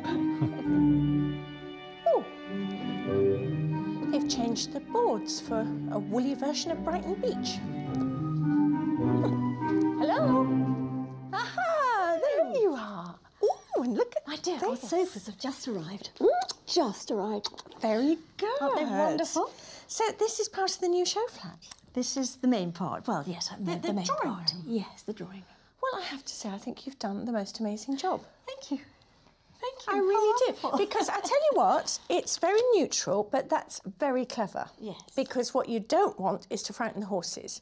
And it looks immensely elegant, and it suits the room. And how much better to show somebody this than one of those cruddy half-done rooms with a bit of old bathroom hanging around and a not quite completed kitchen and bare walls. And I mean, this is selling Albury. Yes, it is wonderful. Well isn't it? done, you. Thank you. Cost? Well, there is more. Table cost me £10, so we stripped it and painted it and antiqued it. The only new things are the sofas. Yeah. The mirror we moved out of the reception area. And the fireplace you put in, didn't you? That put the wasn't there. fireplace in. Yeah, We that found, looks very yes. expensive. Well, that was half a low-budget fireplace, so we did terribly well on it. So half of 20,000? No, much later half of 5. Much later half of 5. But of course, that stays, of course. Of course, and it will sell the house, so it was lovely to have a good one. Jennifer has changed her ways and brought the show flat in on budget. Nigel. Hello. Hello. How are you? How are you? How are you? I'm well. Yeah. You? I have just been admiring your wife's magnificent work. It's lovely. She's done a wonderful job, hasn't she? Really I hope you think so. I do think so. Well, let's hope we get a sale from it. But can I see the rest of it? Because I've just Yes, walked past the absolutely. builders. Yes, yeah? of course. Well, this is the master bedroom. Now, when we saw this earlier with Mr. Nixon, I think his name was. The yes, chap who indeed, came that's around right, that time.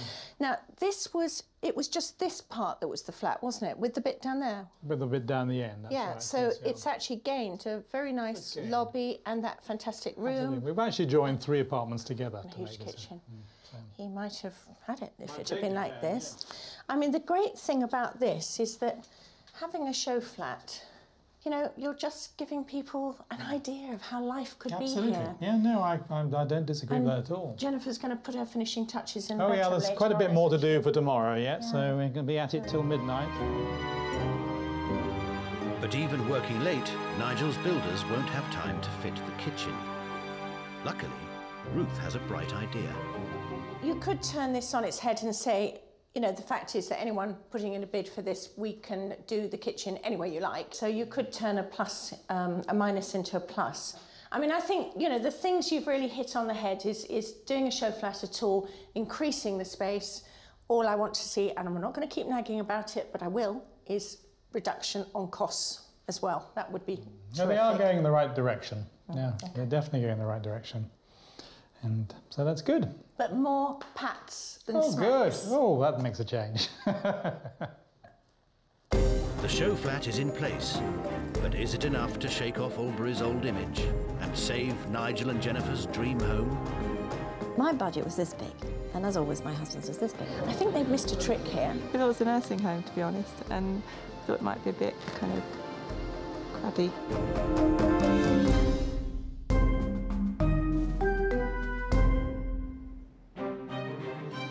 It's the morning of the open day at Albury Park Mansion in Surrey. Nigel and Jennifer Whalley are putting the final touches to the show flat they hope will be the turning point in paying off their £4 million debt. Businesswoman Ruth Watson is on her way to see if her rescue plan for Albury will work. This is my final visit to Albury, and of course it coincides with the open day. And what I really hope and pray is that they have a stream of willing punters who are desperate to purchase an apartment at Albury or even rent one, because what Jennifer and Nigel really need is some cash flow and some money back in the coffers to offset that huge bank loan that they've got. Fingers crossed.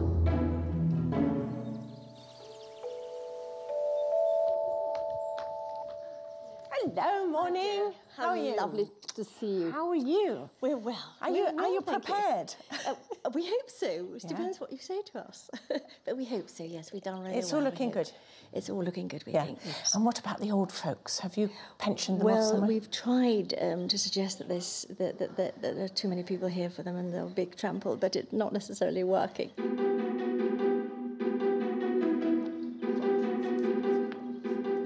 Hi, good morning. Nigel Whalley, how do you do? It's the quality I'm looking for. So basically this would be your front door and this would be your hallway. The two-bedroom, two-reception show flat is also available for sale at £900,000. I just knew it as retirement apartments. I had no idea that there was any possibility of it being sold as individual properties. I thought it was a nursing home, to be honest, and thought it might be a bit kind of crabby. Tim and his team of agents are also showing potential purchasers other unrenovated apartments. Anyway, let me take you thank you very much, lovely. But only once they've seen the show flat and have the crucial knowledge of what the apartments will look like when finished. It's quite difficult to envisage the grand plan as such without having something like that to sort of bring you back into focus, so to speak. And it's important to see that first, because then that is in your mind as you go around. So you've got more people, Got more people coming? Yes. Hi, I'm Nigel Whalley. Hello. So my budget was this big, and as always, my husband's was this big. But I did it. I did it. Oh, very good. So it's lunch hour now, and a lot of people have come through to have champagne and some very nice looking nibbles and smoked salmon sandwiches and things. My only question mark is, why are they putting this spread on here? It's the inner core of the house, the least attractive part of Albury. They could have actually been doing it in one of the fine drawing rooms or out on the terrace even. I think they've missed a trick here. Despite Ruth's reservations, the open day has gone well. It's something that we're definitely going to consider, isn't it? It's going to demand a big conversation between us. Yeah, I think I know which one I would.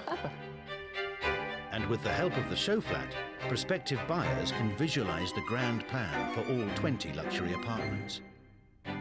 They're different, they're unique, they're interesting, they've got a lot of history, they tell a story. People, then they have visitors, they've got lots to tell them about and show them around, and you know, they don't need to get in a car and drive to go for a country walk.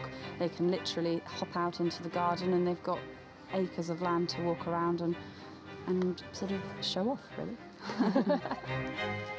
So that seemed to be like a very busy morning and all enjoying their champagne. How do you think it went?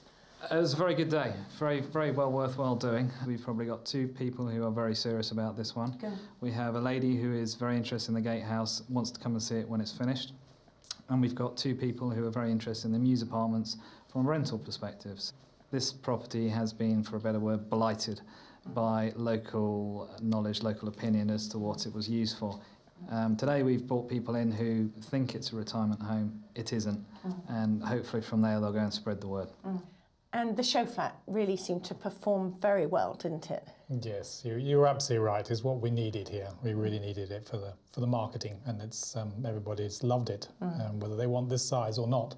It's given the quality of the place, I think, has shone it's through. It's an indicator, isn't it? Yes, absolutely. What we can do. The show flat has sold Albury to a new market. The Walleys still need to reduce their running costs, but now they have a clear plan to pull themselves out of their financial nightmare. When I first came here, I found what I thought was a very fragmented business. What I think has been the greatest achievement is that you no longer are tinkering with a number of different things. You've got one clear goal, and that is to sell the apartments here. And I didn't get that feeling before. However, Ruth has one last observation to make before she goes. I do feel that you treated Jennifer a little bit as a very pretty decoration, but rather than a very useful member of the team. And I think Jennifer has actually shown that, you know, she is an incredible good asset to Albury, because she's actually shown people what Albury can look like. No, absolutely. I mean, this is what we were sort of aiming to do, to be honest, when we have the money and everything else. I mean, it is a slow process. But I think also that with Ruth, the advent of Ruth, has brought such hope and such possibilities. And so that's inspired me on my own, that we really can accomplish this and achieve it. Today has been incredibly encouraging. And as long as you continue on this trail, and I'm sure you will, then I see no reason at all why Albury shouldn't be a huge success story. And the idea of you living here without any of the worries that you've had in the past, I mean, you know, it can only be a marvellous picture. Yes, it will be wonderful, Ruth. Absolutely wonderful. Thank you.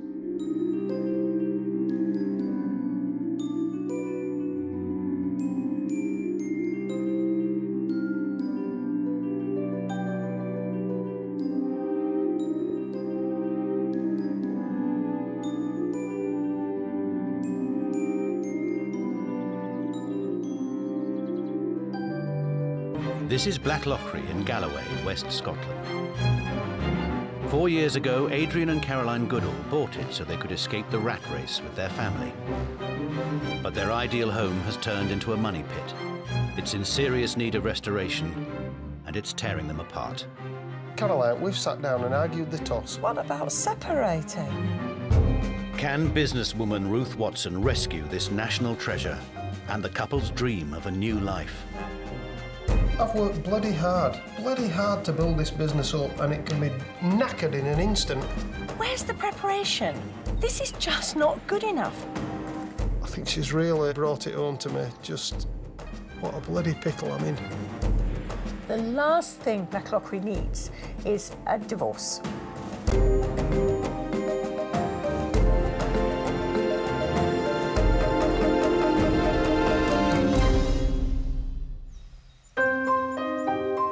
South Ayrshire, Scotland.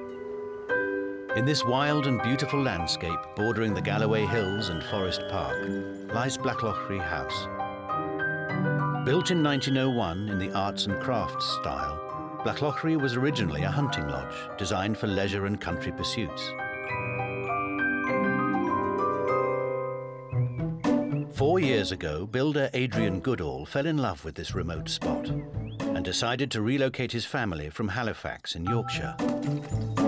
His partner Caroline, her son Rob, and their daughter Georgie left their busy lives behind to start again in this secluded part of Scotland. When we came up to the house, it was just like entering a fairy tale, really. We couldn't believe actually how big it was. It was beyond really being able to comprehend it and see it realistically as your own. It's just a dream. Adrian and Caroline paid £680,000 for Blacklochry, but it soon became clear that beneath the surface there were fundamental and costly problems. All of a sudden you get your bank statement in and you realise then, well, we spent, you know, £150,000 that we had that we now haven't got. We got to a point where we stopped adding the figures up because it was getting quite depressing. They couldn't afford to keep Blacklochry as a private home, so they decided to let the 8-bedroom house out to self-catering groups. We are not hoteliers, we're not hospitality people. We've stumbled on this and done this out of necessity. Now the Goodalls have had to move into a tiny adjacent cottage, which was the old servants' quarters, while the house lies empty, waiting for guests that rarely come. Last year, they only made an £8,000 profit, and this year, things are even worse. To make ends meet, Adrian and his stepson Rob have had to take on contracting work for local farmers, which means long hours away from the house. It's been extremely difficult. When I'm here on my own, I really do wonder, what the hell am I doing here? They are working harder than ever, seeing less of each other, and not even living in the house that brought them here. They've asked Ruth Watson to help. It's quite extraordinary how many country houses are completely concealed by the landscape. The problem is, the more remote the house, the more difficult it is to find an owner prepared to live there and to pay for the upkeep. Self-made businesswoman Ruth runs her own award-winning hotel and restaurant empire in Suffolk and made her fortune transforming derelict mansions like Hintlesham Hall into hugely profitable businesses. It's April, and Ruth is on her way to Blacklochry to help Adrian and Caroline save their dream. If she can find them.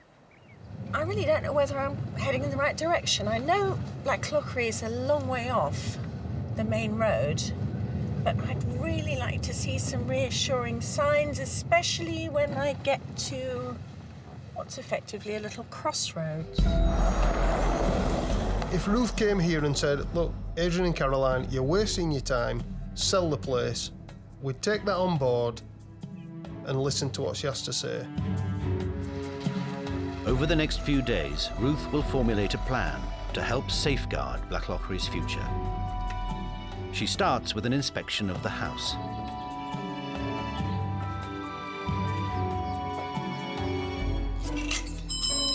Oh, not so good.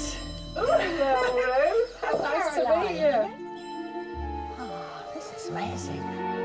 The wood-panelled hallway is a perfect example of the arts and crafts movement. Simple, unified designs and good craftsmanship. Is he a relation? He was a gift from my father. Do you know anything about arts and crafts? Not judging by that response, no. There are many wonderful examples of arts and crafts features. The hand-beaten fireplace surround in the dining room is typical of the movement. I love to sit down in here, get the fire going and have dinner at the table. But I thought you lived outside in one of the cottages. Yes, but the cottage is actually attached to the main house. Right. But you don't live upstairs, sleep upstairs? No. No. Is that a bit odd to have bought this wonderful place and then not live in it yourself? It is really, isn't Yeah. it? It's the problem of having to keep coming in and cleaning it, changing the beds, the linen and things like that when we've got guests coming in. But does that make you feel a bit like the concierge rather than the owners? It does. Just for me. Despite Adrian doing much of the work himself, the Goodalls have spent £150,000 restoring the house. And there's still a great deal more to do. The joinery works are all collapsing in the corners. There's water getting in. This is too important to lose, I think. It's Yes. really lovely. But Adrian can't finish the renovations Blacklochry so desperately needs because all his time is taken up with the farm contracting work. This is not what they'd planned. What brought you from Yorkshire to the lowlands of Scotland? Well, I had a bad accident. When I was running my business, I severed my left foot. Then I had a double brain hemorrhage. What is this? What? I mean, this is horrendous. Yes, yeah, it is. And how, I mean, have you got a foot, may I Yes, ask? I've got a full foot. I've got full use of my foot. And they got your brain back together as well? Yes, unfortunately. That's debatable. Yeah. Did it kind of make you stop and take stock of your life and what you were doing with it? Definitely. Definitely did, yeah. Definitely did. We decided, you know, we'd have a change, complete change of lifestyle. Slow down. Slow down and That was move on the to aim. something else. That was the aim. Yes. But you haven't slowed down. We're actually at it harder than ever. Yeah. So you're looking at an incredibly busy season where you're going to be working all hours out on the land. In the meantime, nothing gets done on the house. Yes? You are in a bit of a catch-22. We are. And do you and Caroline think alike on this? No, you don't, obviously. One shaky head, one eyebrows raised. Raging rows. Okay. Why? I get frustrated. I would just like to see more of Adrian's talent and skill put into the house. Here? Yes. Not out there in a field somewhere. So when you get to the end of the row, is there ever any resolution? There was one resolution, that was to give you a call. The Goodalls have to find a way to make Blacklochry pay for itself. But time is running out. Adrian's never here. He's never here? No, he's never here. I can't get there on my own, it's frustrating. It would destroy me if I ever lost it. It would take something away from me.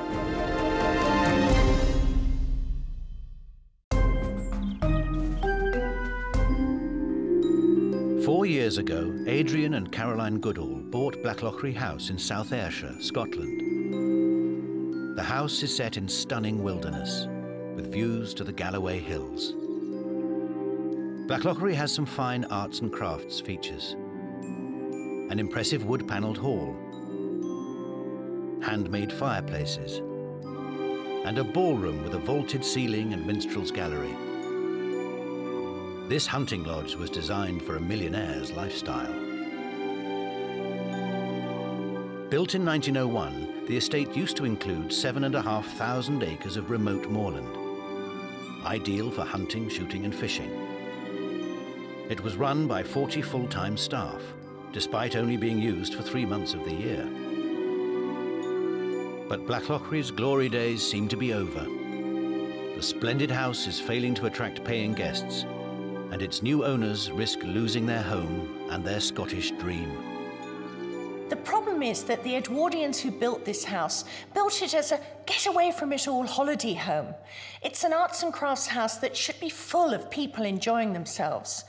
I am determined to restore this house sensitively to its original purpose and allow not just Adrian and Caroline, but others to come and enjoy it. Businesswoman Ruth Watson is on hand to try and help the Goodalls escape from their downward spiral. But with Adrian working all hours to bring some money in, it won't be easy. It would destroy me if I ever lost it. If I ever had to give it up, it would, you know, it would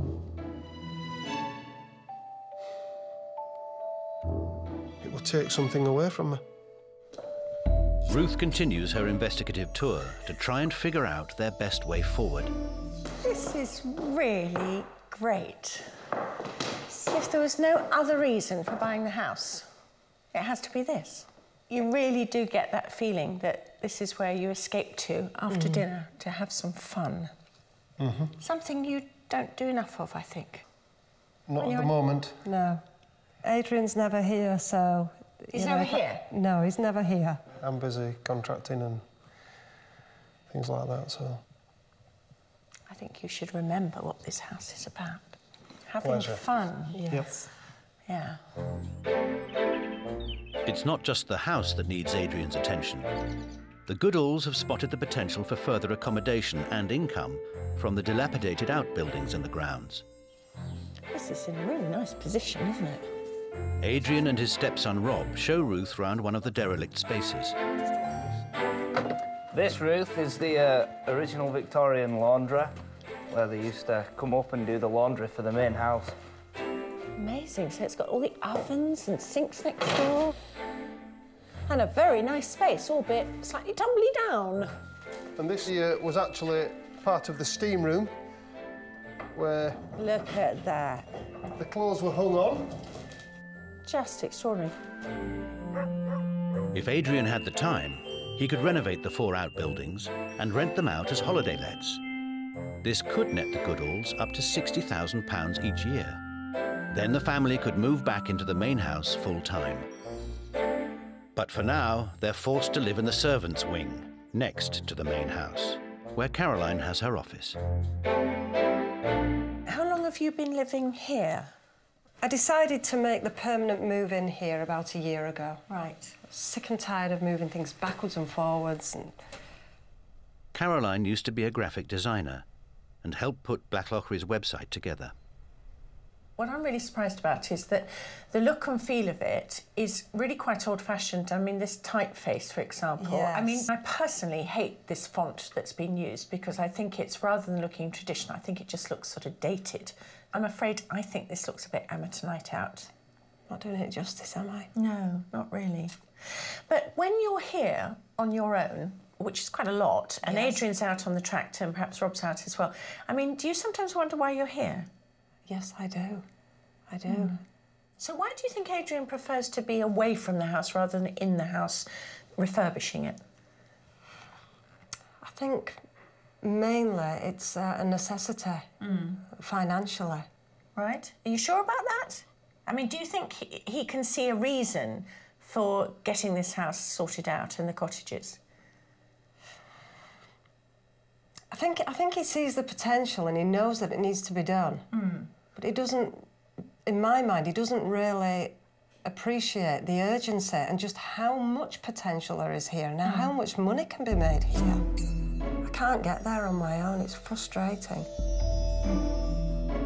Ruth has a look around the rest of the house on her own to check out the facilities they are currently offering guests.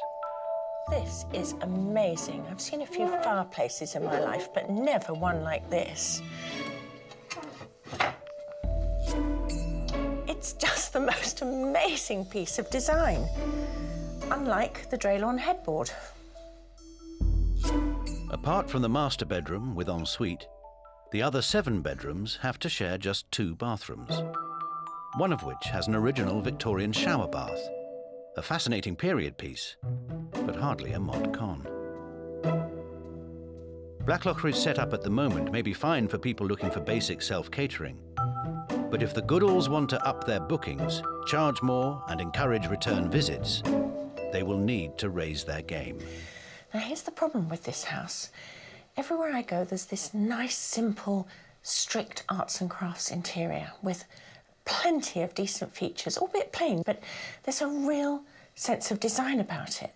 And yet, appliqued on top is all this rubbish. We have a little spriggy wallpaper from the 70s, and then we've got mismatching lilac duvets and pink bedside tables and ghastly lamps.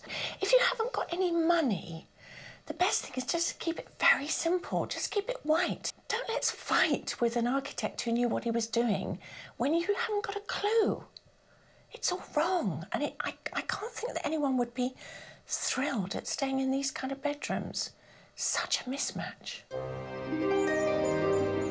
Blacklochry borders the Galloway Forest Park, which at 300 square miles is the largest in Britain. But despite living just yards from it, the Goodalls have never visited.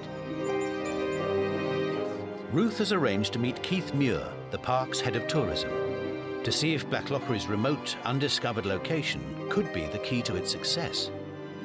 It's astoundingly beautiful. So why have people not come here? Well, the image that people have of Scotland tends to be the Highlands. Yeah. Big mountains, castles, fortress, and they tend to look at Edinburgh and the north. Yeah. So this part of the area is a forgotten, beautiful part, a hidden gem. It is, indeed. So at the moment, how many visitors are you getting and how many would you like to get? We're getting around about 1 million just now, and we'd like to get in excess of 1.5 million. Really? Are you getting the right kind of lodgings for people? Do you think that could be improved? Definitely could be improved. We need the private businesses to come on board and offer something that the visitor wants to come to. So getting the accommodation right is critical to us. With over 1 million potential customers coming to the region each year, Adrian and Caroline should be doing more to exploit their location. And that's not the only trick they're missing. Arts and crafts accommodation can be big business. Bob and Isabel Hunter, owners of Skirling House near Dumfries, have welcomed thousands of design-conscious guests to their unique and very popular B&B. Did you buy this house because you're a great arts and crafts aficionados? We liked the house. We were looking for something interesting. But do you feel as a B&B owners that it's a unique selling point for you? I mean, does it really draw people in? A lot of people come and they say that, oh yes, no, we love that period, that's why we've come, and we mention it always in the little blurb that we do in any of the guides and everything. It's always mentioned.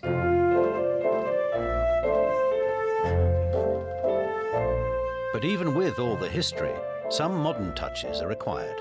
All the bedrooms at Skirling House are en suite. What I love is the basin and things are obviously demonstrably old, but the overhead shower looks spanking new. So I like It is. I think everybody wants at least as good as they have at home. And if you can give them something that they thought they would do but haven't quite got round to doing yet at home, that's even better. Yeah. You've got to exceed their expectations if you possibly can. You're stealing my words. After her investigations, Ruth returns to Blacklochry to give the Goodalls her assessment. I'm feeling so nervous.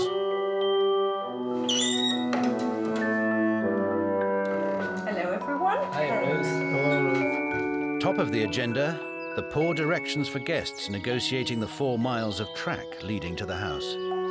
I'm going to start my experience right from the beginning, and that's as I drove off the road. What I really found missing was signage, because as I went on and on and on and on, I wanted some reassurance that I was on the right track, literally. Next up, the house itself. Ruth feels they're not making the most of Blacklochry's unique selling point, its arts and crafts style. With the best will in the world, some of the furnishings, paintings, pictures, it's not really in keeping. The architecture is very strong and plain and simple, and you're putting in sort of rather fussy things and things which don't really go. The other problem with the house itself is that there is a deficiency of bathrooms. I think you should install at least 1 or 2. At the moment, the Goodalls only have 4 bookings for the year ahead. Ruth thinks they should be tapping into the tremendous resource that they have on their doorstep. The Galloway Forest Park, which is stupendously beautiful, they've got 600 miles of tracks there, and they would be more than happy for you to take your guests out there on mini safaris, and they could be themed. I mean, they could be people who want to do photography, it could be people who want to go fishing, people who want to do walking.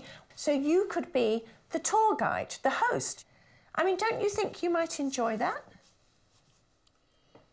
You would love it. I've never actually thought of that, to be honest. You would love it, Adrian, and you'd be very good at it. I do love this countryside here. It's just fabulous, you know. He loves just taking people around the garden and just showing them little fishing spots and stuff. He loves it. What Adrian would really love is to move back into the main house, and renovating the cottages for holiday lets could be the best way to achieve this. But nothing will get done unless Adrian can find the time from his busy farming schedule.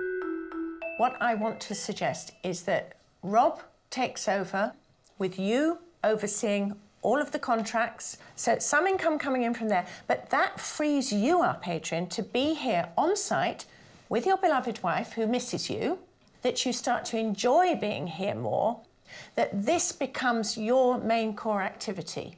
Yep. Yeah? Yep, I'd agree with that. You'd agree with it, Caroline? I think that is going to be very hard for you to actually do, Adrian, because... without falling out too much... No, just talk about it, don't fall out. It's difficult because I've worked bloody hard to build this business up, and it can be knackered in an instant. Yeah. Through immaturity and irresponsibility. And last year, Robert lost focus and let me down. So is that part of the problem about not trusting Rob to do it? It's having that reliability element. So if you're a control freak, you've got to find a way of actually delegating where it's required. I can't see how this house will ever get the treatment and the attention it deserves. Right. It's not going to happen because at the moment you're investing all your time and energy elsewhere. Yep. And that's the truth of it. But what you're doing is actually saying, stuff Blacklochry. Because nobody else is going to do the work here. It could be said that you're being very selfish about it. It seems to be all about me and what I'm doing. What about everybody else? Well, it is to some extent all about you because you're the one who's dictating what happens here by your absence. Mm-hmm. I absolutely agree with that. And I don't mean it in a bad way, but sometimes you're just so engrossed in your work, you just can't see out and see what's happening to the rest of us. And it's a shame.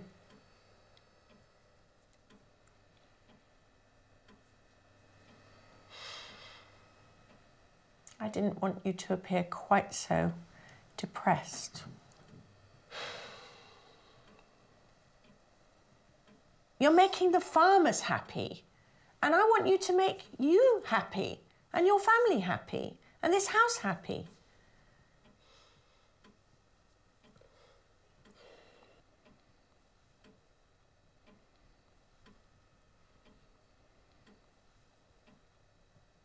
So it sort of is all about you.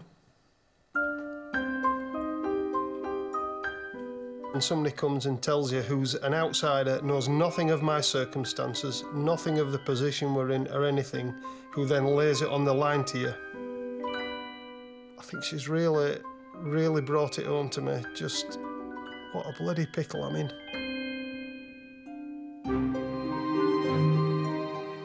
After Ruth left, Adrian was up very late to the early hours of the morning, contemplating everything that Ruth had said. And the next morning he came to the conclusion that we should just sell the bloody thing because they just can't do it. It can't be in 5 places at one time. It took a few days of talking to him and, you know, a bit of reality, and he came round to it. And he's decided, yes, we'll do it. You know, her comments sort of made me think, well, have I done the wrong thing? Caroline and I have battled over this house, we've fallen out over it, and, you know, it could have been easier to just say, fuck it, and let it go, and walk away from it, and just, you know, buy a little bungalow or a little house somewhere, and have loads of money in the bank, and be comfortable, and just buy a new car every year, and have 3 or 4 holidays a year. We ain't got that. We haven't had the holidays.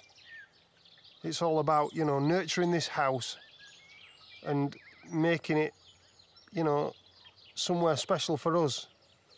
It's a special place, and I'd hate to lose it. I'd hate to give it up. I just love it here. Just absolutely love it. The life they dreamed of is evaporating fast. Something's got to change. But could Blacklochry tear the family apart? We might as well just, you know, go separate ways and... What do you mean by saying something like that? Caroline, we've sat down and argued the toss. What about separating?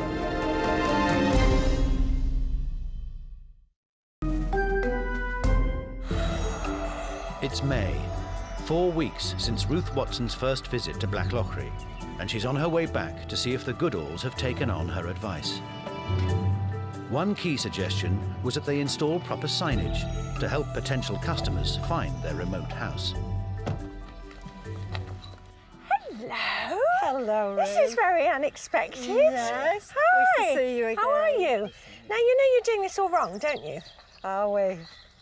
Because who's going to see it at this angle? Well, It's traffic you're looking at, not passers-by. You don't get bloody passers-by. No.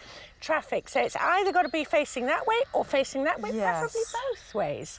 But side on to the road. Where's Adrian? Adrian's up at the house. He's been out this morning doing a bit of... Don't tell me, on a bloody tractor. Yes. Shall I see you all up there? Yes. Yeah, anyway, we'll be up very good soon. to see progress, though. Well done on that, really. Since Ruth's last visit, Caroline has been busy researching the history of the house and the arts and crafts period.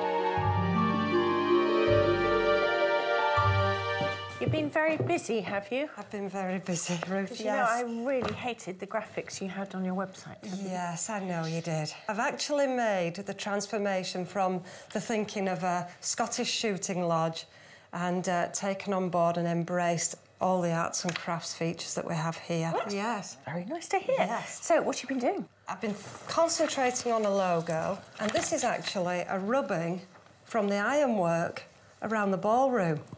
And then I found some... So, Caroline, the graphic designer, has come out. Yes, I'm alive again. Ah, this is very good. And then I found some arts and crafts fonts, and I've totally simplified it so that you can read it. But it still looks very much of the period. I mean, you've captured the flavour beautifully. And I love these little icons. I think they work really well. I think you've done a very, very good job. Thank you. On her last visit, Ruth advised Adrian to hand over more responsibility for the farm contracts to stepson Rob. But with the advent of the busy part of farming season, Adrian's not spending any time working on the renovations at Blacklochry. You know, we're just coming up to his busiest period. The next 4 months is harvesting time. We've got silage making, and then we come on to the barley and the baling of the straw and all the rest of it. And how's Rob being?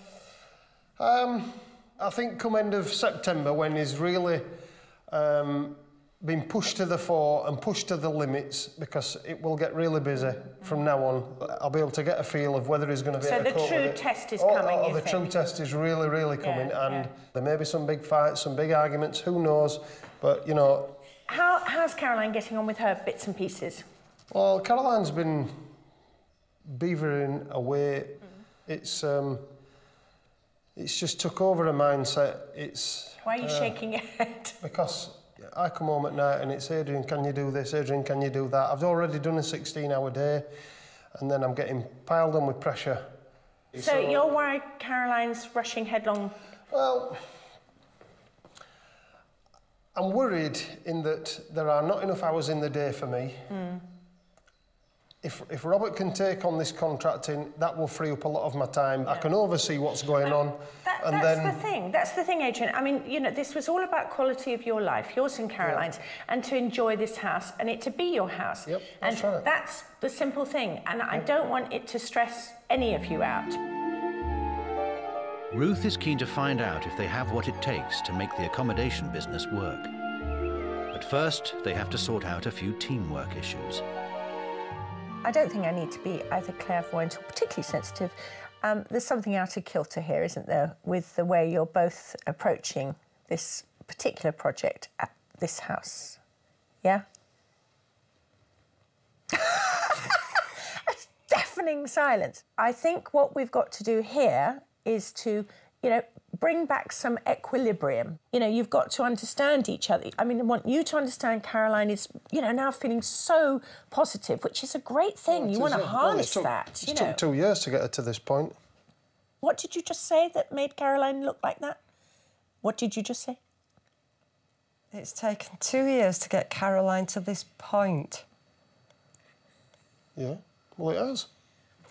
I have been working my socks off trying to push this place. But not so long ago, you wanted to sell it.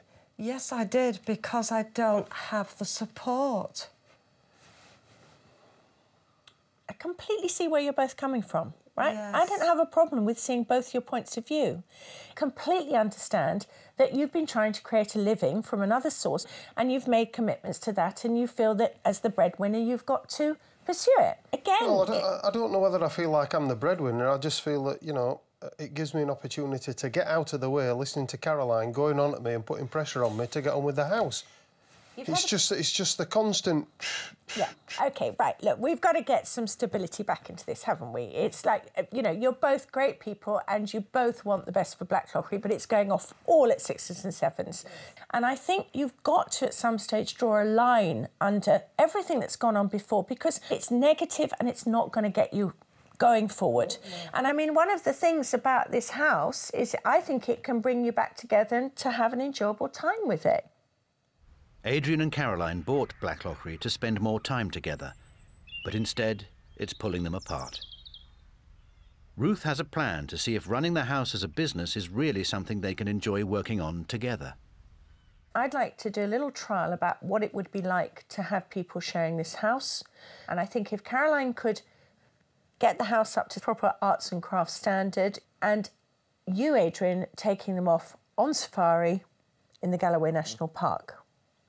You get some fun back that's to do with the house. Your relationship gets stronger because you're both going in the same direction and it's on the same project.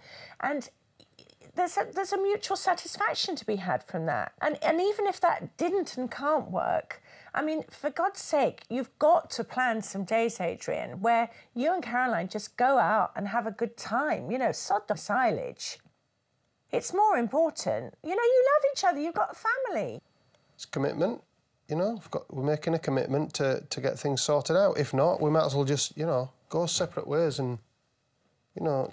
Let's not go our separate ways. What do you mean by saying something like that? This is the first I've heard this. No, it isn't. Caroline, we've sat down and argued the toss over and over again over stuff. It's just... But all people married do. What about separating? Oh. Every marriage goes through stages where they're out of kilter.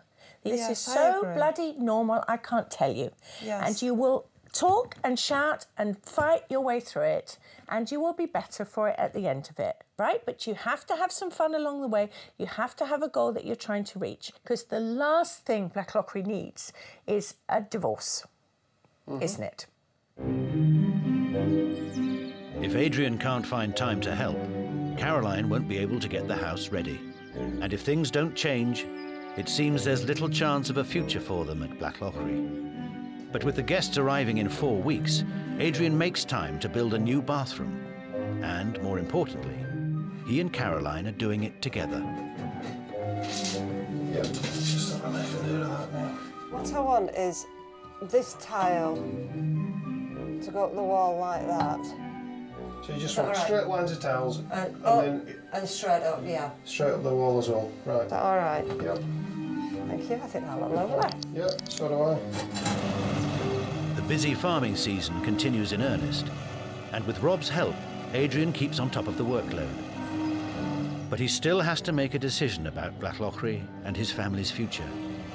I've really got to look at my situation very closely and try and see what I do want out of life. Do I want my family, my wife, my kids and this home? Or do I want to just spend my time driving tractors in solitude? Adrian wants to follow Ruth's advice and even manages to take a rare afternoon off to prepare for the photographer's safari in the Galloway forest. He and Caroline head into the park to find some photogenic locations. This has not been used for a long time.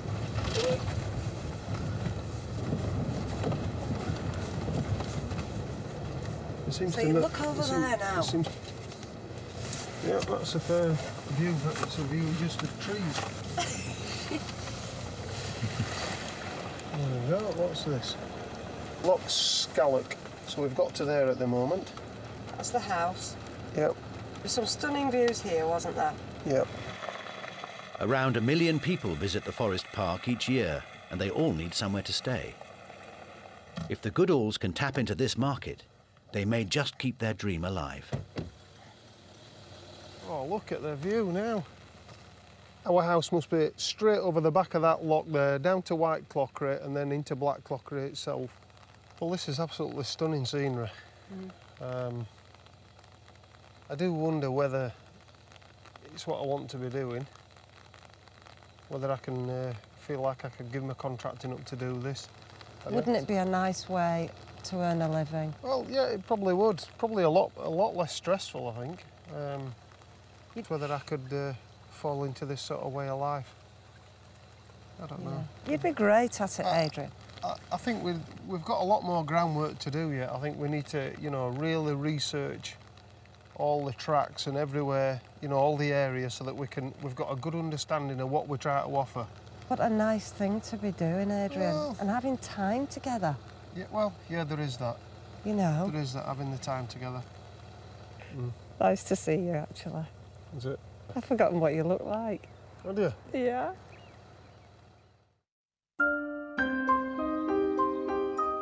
It's July, 4 months since Ruth's first visit to Blacklochry, and she's on her way to see if Adrian and Caroline can make the safari weekend a success.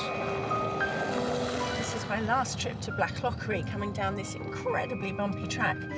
And I'm quite interested to see what I'm going to find at the end, because when I left them last, Adrian and Caroline were a bit at loggerheads. And it's going to be quite fascinating to see whether there's a happy outcome or not. Since Ruth's last visit, Caroline has redecorated the bedrooms. Instead of a riot of clashing designs, simple white walls now complement the arts and crafts details. New white cotton towels and linens add a clean, fresh feel, and period furnishings complete the look. Caroline's keen to show off her work, especially the bathroom they've worked so hard to finish on time. Well done. Well, it's a bit of a transformation, isn't it? It is, yes. We've ripped out all the walls, the ceiling. It was horrendous, the job. I mean, is it actually ready for action, though? It I'm is, just looking there and thinking that doesn't look quite right. No, we've plumbed into the existing plumbing, and Adrian could absolutely kick himself because we've got a bit of a block in the pipe. But Adrian hasn't had time to fix the blockage because his workload has suddenly doubled overnight. What's happened about Rob helping him with the old machinery and the contracting? It's not worked out. I think they've both come to the conclusion it's not going to work. So Rob's gone his way and Adrian's just muddling along at the moment on his own. So how's he coping on his own, though? Because I thought he said he wouldn't be able to. Very, very long hours, Ruth, through the night. 2 nights on the trot he did through the night. Despite their problems, the couple are ready to greet their guests, all members of the Royal Photographic Society. Hi, Caroline, I'm Trevor. Pleased to meet you. Thank you. Adrian. Pleased to meet you. Pleased to meet you. Thank you. Lovely to meet you. What's the story of the dog? Everybody loves the dog. It's a nice icebreaker, though, isn't it, when you come into a house? Here we have the lounge. Oh, wow. You can relax in the evenings. Very impressive. Oh, this is beautiful. Absolutely stunning. Thank you very much. It's a bugger to clean. Adrian plans to take the photographers out at 4 a.m. the next morning to catch the best light. We've got access to over 600 miles of tracks, so we're here. Right on the edge, yeah, we have a private track that we can get straight down here. If you're into sort of scenery and things like that, there's some fantastic scenery and the views from there are absolutely stunning. Oh, good. And then we've got some higher hills at the back of us here. Absolutely stunning. That's stunning. The views across here are fantastic. But without Rob to help, Adrian still has farm work to finish. So he heads out on the tractor. And despite offering the guests dinner, Caroline has been too busy to shop. So she suggested they head to the nearest town to find food instead. In terms of eating arrangements tonight, are you eating in? No, we're actually eating out in the local pub. Is that what you expected to have happen? No, it wasn't really. I had assumed you were going to be fed here. Yeah, so did I. I thought that was the arrangement, yes. It's kind of a long way to go and find somewhere to eat. It's vital that this house party succeeds, but they clearly haven't created a good first impression. Frankly, I'm bewildered by Caroline and Adrian's reactions to this photographic party. On the one hand, yes, bedrooms have been painted new linen and there seemed to be a genuine enthusiasm. But where's the preparation? They're meant to be focusing on hospitality, of providing the basic facilities, which they're not doing. This is just not good enough. With so much resting on the following day's safari, can Caroline and Adrian rescue their dream from disaster? I think, long-term, this is a very difficult project for you two.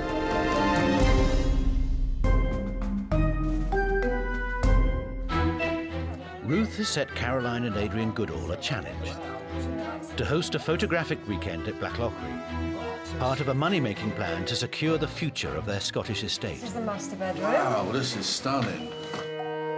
It's 4 a.m. and, despite working at a nearby farm till after midnight, Adrian's ready to take the photographers into the park for their safari so they can catch the best of the morning light. I've had a good 3 hours, Kip. Much as that? Yeah. Right. Boots on. Morning, Adrian. Morning. You all right? You all slept all right? The park attracts 1 million visitors a year. Outdoors types like ramblers, bird watchers, mountain bikers, and of course landscape photographers. If the Goodalls can tap into this market, Blacklochry could soon start paying for itself. I like the rocks in the foreground. Yeah, lovely. Beautifully calm. But will this experience be enough to convince Adrian to give up his farming altogether? That's the film. Right. That's the negative, so it's it's a nice side. A lot of information. Yeah. Time it. Do another minute. And so I just make sure I get enough exposure to give us some detail. I was just looking at the camera and I thought, it looks all right, old-time camera, that. You know, with all this type of old shuttering type thing, you know. Beautiful piece of workmanship. Just keep firing it away. Absolutely You get what you want. Interesting. The Goodalls don't normally cater for guests, but after failing to provide last night's dinner, Caroline is keen to impress with a full Scottish breakfast. Good morning. Good morning. Is it? Did you have a good time? I think so, yes. It was lovely. Yeah. And Adrian is already planning for the next safari. We've got 610 miles of track. We've just been down probably 20 mile of it. You know, I'm going to have to get myself out and get recceing round and really find some spots. After breakfast, the guests explore Blacklochry's derelict outbuildings on the hunt for an interesting shot. And Caroline and Adrian finally have time to fix the new shower. But have they done enough to impress their guests? It's ideal for groups, and I'd have no hesitation in coming here. And I like the idea that it's a real retreat. It's a remarkable place in many ways. I would certainly come back, and I would certainly recommend it to other people. They've got a love for this place and a desire to succeed. If they continue in that vein, I can't see how they can fail, really. Despite the teething troubles, Adrian and Caroline's warmth and hospitality, along with their beautiful home and the stunning landscapes, seem to have impressed their guests. Obviously, the photographers have had a very good time. How do you feel about the notion of having, whether it's photographers or artists? I mean, do you think that's something that you want to get into? Yes, I do. I think it's the perfect place for it. I think it's suited. It's been a great experience this weekend.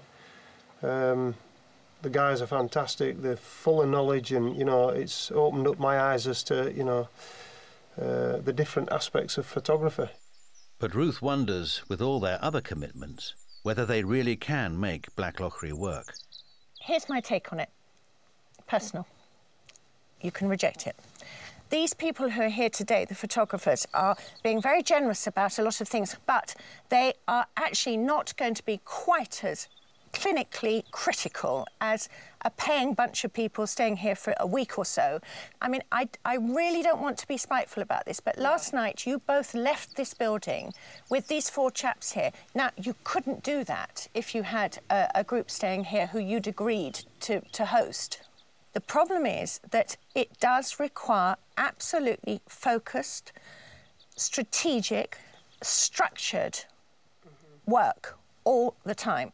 And I think you've got to really examine very, very closely whether that's something you want to take on and whether your head's in the right place to actually commit to doing this in the way that it needs to have a commitment made to it. Because if I were in your shoes, and much as I know you love Blacklochry, what I would do is I would do this place up, I'd get it completely fit for market with all the holiday lets and everything else, and I would sell it because I think long-term, this is a very difficult project for you two, because Caroline, you can't manage on your own to do it. And Adrian, the sort of bitty piecemeal thing is not going to work. Yeah, I hear what you're saying. It's certainly put a lot of workload onto my shoulders, and you know, it's been quite stressful and quite, well, extremely long hours. And you know, it's a big place, and it's not done overnight. You know, you do one job that should be 3 days and it turns out to be 3 weeks because everything behind it's, you know, just a disaster. At the end of the day, it's about the house and us and, you know, our situation and how we deal with it and what we do and, you know. Absolutely. And the last thing that should happen is that Blacklochry becomes a terrible millstone around your necks that causes you to be very unhappy together. I mean, that's not what you bought it for. No. You bought it to have a happy time here. If the Goodalls are going to turn their home into a successful business, Adrian has to give up farming. If he can't commit to that, staying at Blacklochry is simply not viable. So, I bid you farewell, and I wish you much happiness. Thank you. Either at Blacklochry or perhaps somewhere else. But, you know, it's going to be your decision. We've a lot to consider, haven't we? Yes. Just one final thing. Can I remind you that this is an arts and crafts house, not an arts and crafts house. So, could you please take the Westie in the wing collar and put him into long-term quarantine. Right. Have a safe journey. OK, bye-bye. Bye-bye, Ruth. Bye. Thank you.